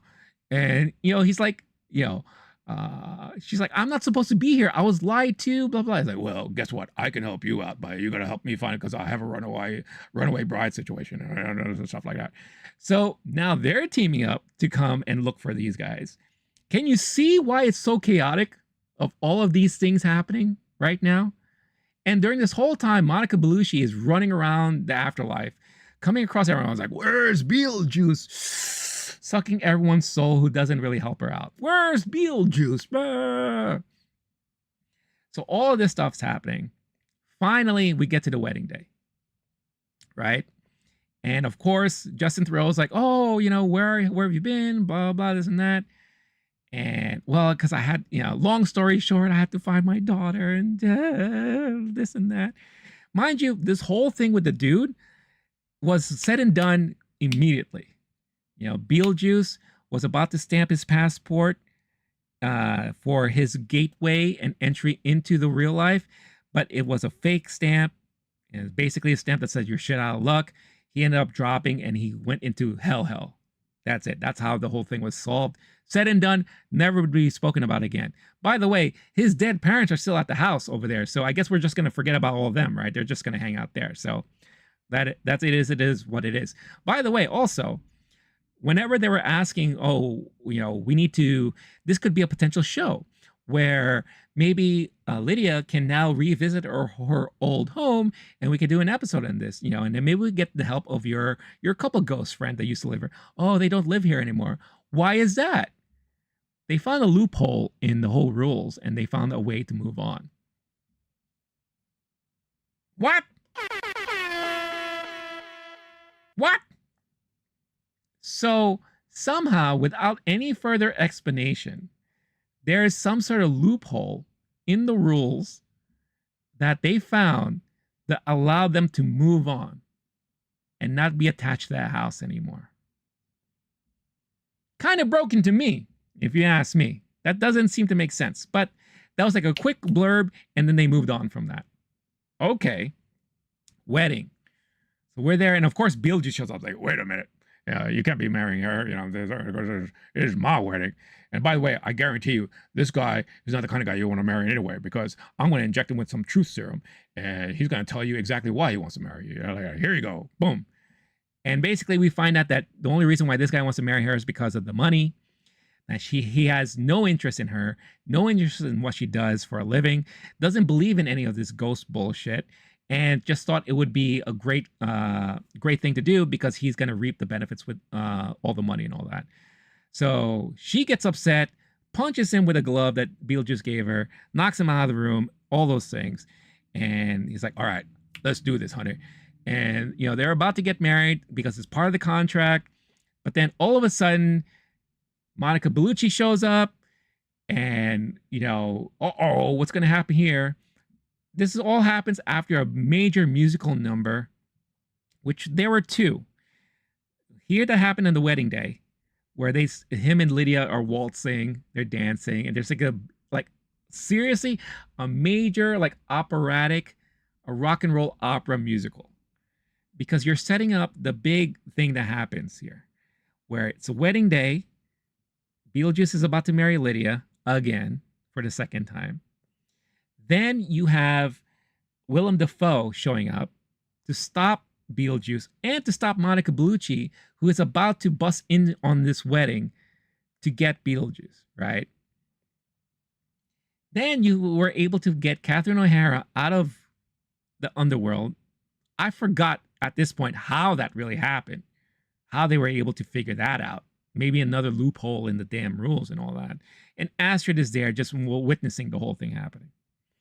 Now, I thought it would have made more sense if maybe he tried to marry Astrid, but he still has the hots for Lydia, right? Which obviously Monica Bellucci's character is really angry about. So Monica Bellucci finally shows up. Beetlejuice, I'm going to get you in revenge and blah, blah, blah, and all this stuff. Then the cops show up. Willem Dafoe shows up. He's like, hey, what's going on? Freeze. And everyone freezes. And there's this big confrontation and all these things like that. And between Astrid and Catherine O'Hara, they figured out how to open up another doorway to get the worm to come back up. So almost similar to like what we saw in the first movie. Except the worm is not getting Beetlejuice this time. Beetlejuice found a way to kind of like escape the death of the worm. And instead, it got Monica Bellucci. So Monica Bellucci and Justin Theroux gets captured by the sandworm, removed out of the picture, right? Star-Lord, no, there's no time travel in this at all, which also doesn't make sense because there was a moment where both Astrid and Lydia were in that weird sandworm era. And when they were pulled back in by the husband, the father, who's in the afterlife, no time was wasted. No time was like, done. There was no fast forwarding in time. So that was another thing that they didn't pay attention to from the first movie. All right. So, wedding doesn't happen because Beetlejuice broke the rules of the contract because he was still involved with somebody else that was never annulled or something like that. Something happened where it's like, no, the contract is now void. And she says, Beetlejuice, Beetlejuice, Beetlejuice, brings him back into the afterlife. She saves herself from marrying anybody. Astrid's safe. Catherine O'Hara's character is still dead. So she ends up still going back in the afterlife where she meets her husband, half of Jeffrey Jones walking around. They get to go on the Soul Train, which is this new thing, right? And yes, it's Soul Train. So there's dancing and disco and all the stuff like that. We all know. We saw it last time when I did my celebratory stream, right? And that's supposed to take you and usher the souls into where they're supposed to be. And all that happens, and here's the kicker. Astrid and Lydia form a new relationship where they now travel the world and they explore haunted locations. They end up in Transylvania, from what it looks like. Astrid meets a boy, gets married, has a baby. But what comes out of the baby was a crazy ass baby Beetlejuice, which we saw earlier in the movie, because when Beetlejuice was playing wedding couples counseling between Lydia and Justin Theroux's character, he kind of does this thing where he made her pregnant real quick and she gave birth to this demonic Beetlejuice baby. Not really important to mention, but that happens in this movie. But Astrid gives birth to crazy demonic Beetlejuice baby, who's like climbing the walls and the ceiling, and everything is looking crazy and chaotic. Boom, Lydia wakes up. Oh my God, what the hell was that? And then who stands up next to her in the dream? Beetlejuice. Man, that was a weird dream. What? Boom. And then we get another wake up. And Lydia, this time Lydia really wakes up. Like, what the fuck was all that? She looks over the bed next to her. No one's there. It's empty. And she's looking frightened and confused. And that's how I felt, because the movie ended. And that was it. So, does this mean that everything that transpired in this movie didn't happen at all? Was this all a dream within a dream? We don't know. No post-credit scene at all. Nothing. Nothing to help further explain what we just saw. Nothing to help further any kind of story. Nothing like a little nod and wink at the audience. Thanks for watching. Nothing. And that's basically how this movie turned out. And you could see how it could really throw you off because of all the chaos that happened in this movie. So many plots, so many holes in it, and the rush to kind of like finalize everything in the second half of the movie. It's bizarre. It was crazy. That's why I spent most of the time sitting there just like,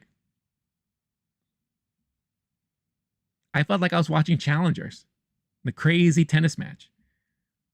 And yeah, it was nuts. Like I said, there are moments of the film that worked. Michael Keaton's Beetlejuice is fantastic. Willem Dafoe's character was great. Catherine O'Hara is brilliant. You know? But yeah, there was just so much happening here. And I breezed through it. I mean, I may have missed things here and there, but nothing that is so consequential to the overall storyline. But at least you can kind of see how everything turned out, how everything paced, and all the things that happened towards the end of the movie. You know, I will be interested in watching it again just to see if there's anything else I missed, especially at the end, because like right now, for the life of me, I can't recall why the contract was void exactly to the T, because it happened all so fast that I was just like, huh? But yeah. Let's see here. Starler was going on about the whole script writing and filmmaking process. Oh, I don't agree with Batman Returns being better than Batman 89, but, you know, everyone has their own differences. You love my impressions, like my Beetlejuice impression. It's the BCU Beetlejuice Cinematic Universe. Next, we will get female Marty in Back to the Future, where young dad falls in love and becomes... That would be funny. They pulled the son of the mask in Beetlejuice. I bet that was Danny DeVito's idea for the Beetlejuice baby. Enzo's asking if I could speak an Italian word. Pasta. Actually, I've been to Italy. So, what is it? Allora. Everything in Italy, every person ends the sentence with Alora. Alora. You mean Junior? Yeah, Junior. That was Junior was that was the one where Schwarzenegger gave birth, right? Gives birth. I said arguably better than Batman 89. Touche. So yeah. So that's Beetlejuice. Beetlejuice. And I'll take that off for now.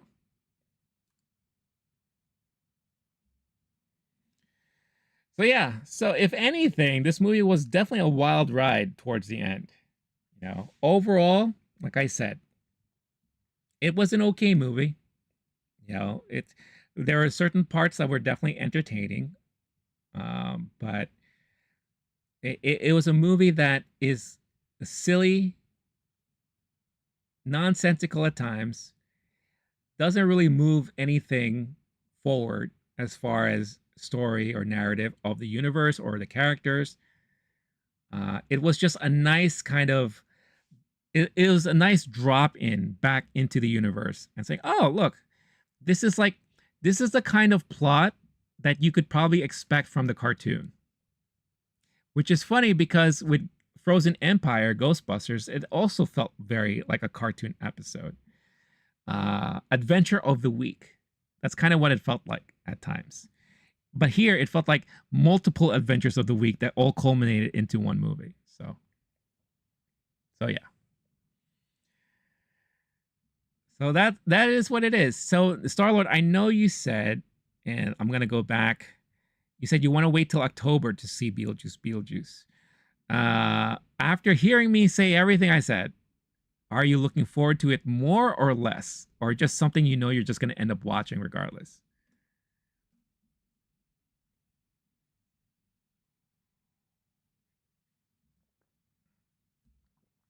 This face he's making here, by the way, that's exactly how my face was at the end of the movie. Especially with that whole dream within a dream sequence. I was just like, what? Like, what was that all about? Why couldn't we just do shake, shake, shake, Sonora and end it on a dance number?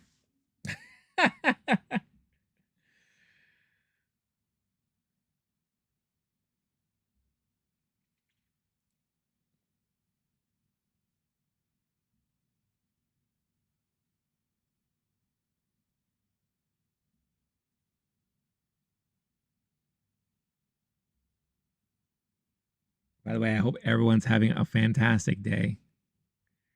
I hope if you like what you're seeing, hit that like button, will you?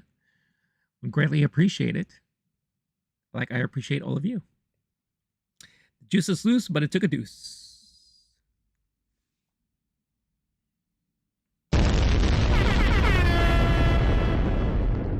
Where's my noose?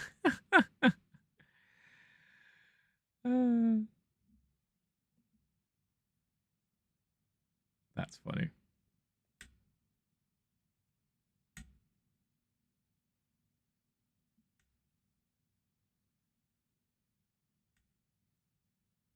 So yeah, so like I said, like I'm happy that there are people out there who really appreciated it, who found it funny. Like I said, there were like a decent amount of funny moments. But it was kind of hard to tell when you heard the audience of my theater last night. Like especially when the movie ended, I didn't really hear people excited about the movie at all. You know. Send you to Zeus? Now you're stretching.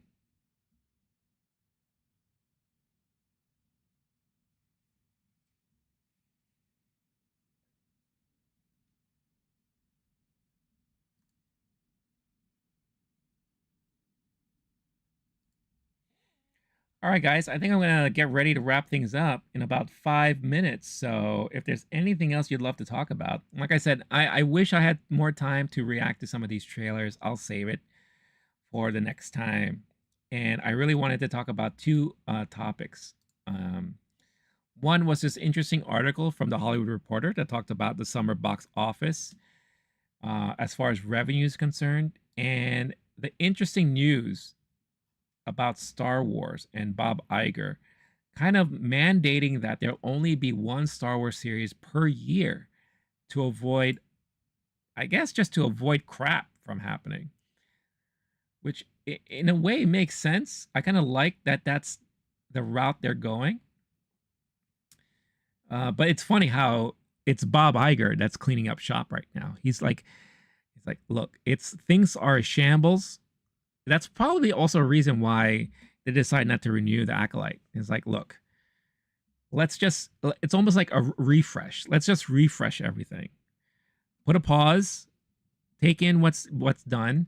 Obviously, they still have Skeleton Crew coming out this year. You know, we'll let that release. But very much the same thing like they did with Marvel. It's like they're taking a step back. And hopefully this will lead to better quality Star Wars, but we'll see when time comes. But yeah, those are just some articles I'll read next time.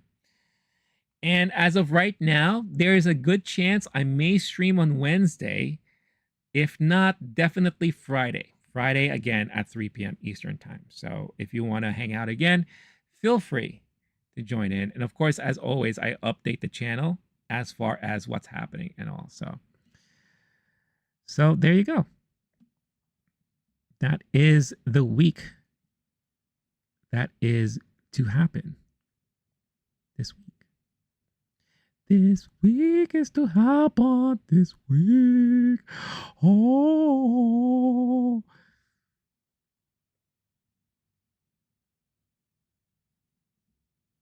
I don't know what the hell that was. I was just doing right now. I have no idea what that was. So Starlord, do you think my Beetlejuice impression should be added to rotation along with my George Lucas? Hey, what's going on there, Mama? So you see, I have a little problem, a little quid pro quo. I help you, you help me. You know, that's just how it works.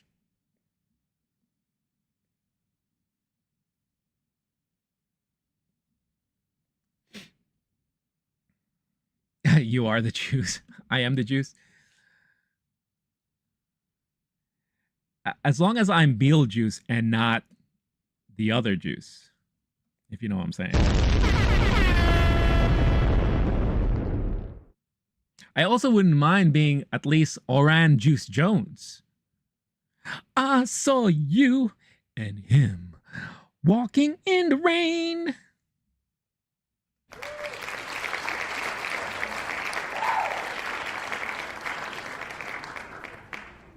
Thank you.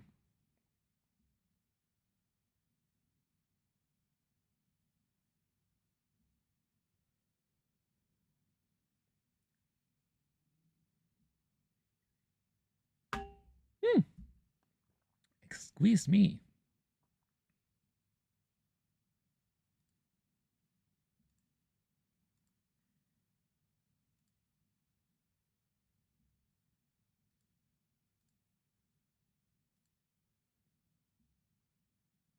I am the juice that made Luke. Luke who?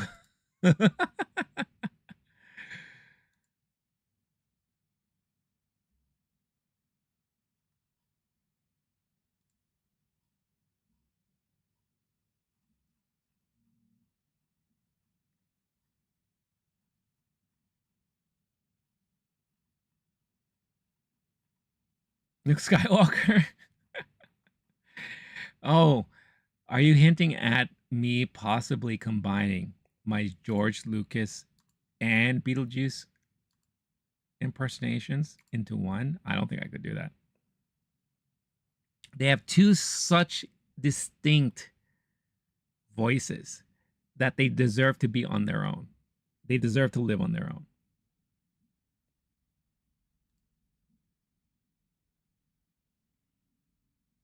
And Darth Vader.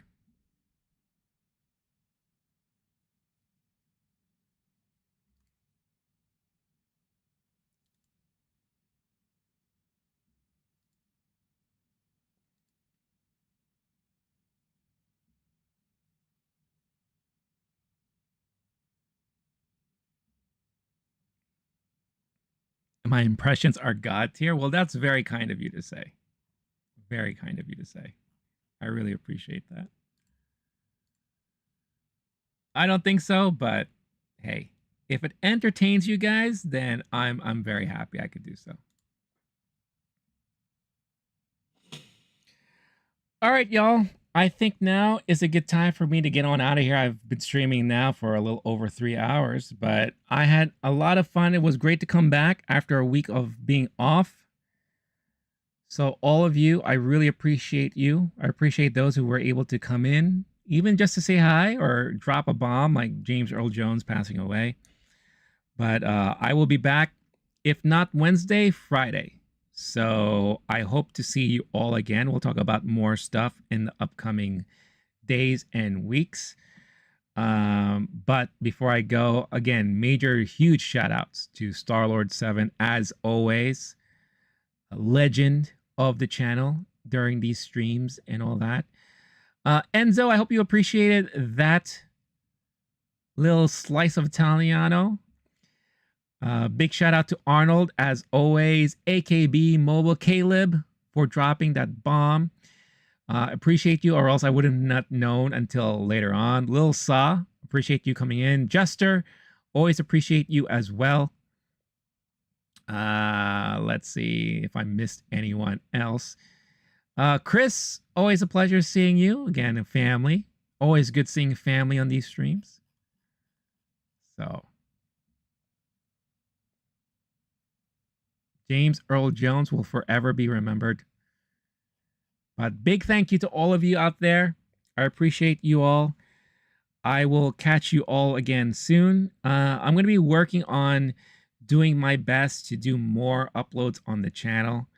Bear with me. I know sometimes it seems like this channel, all I do is stream. But I'm looking definitely to do more as much as possible. Like I said, I still have a lot of stuff I'm dealing with behind the scenes, but hopefully I can still be around to do a lot as much as I can for the channel here. But it's, again, all of this would not be possible without all of your support. So I greatly appreciate you all. So with all that being said, you know the drill by now. Hey, stay cool, stay classy, stay safe. I'll catch all of you next time. Peace out, y'all. Bye-bye.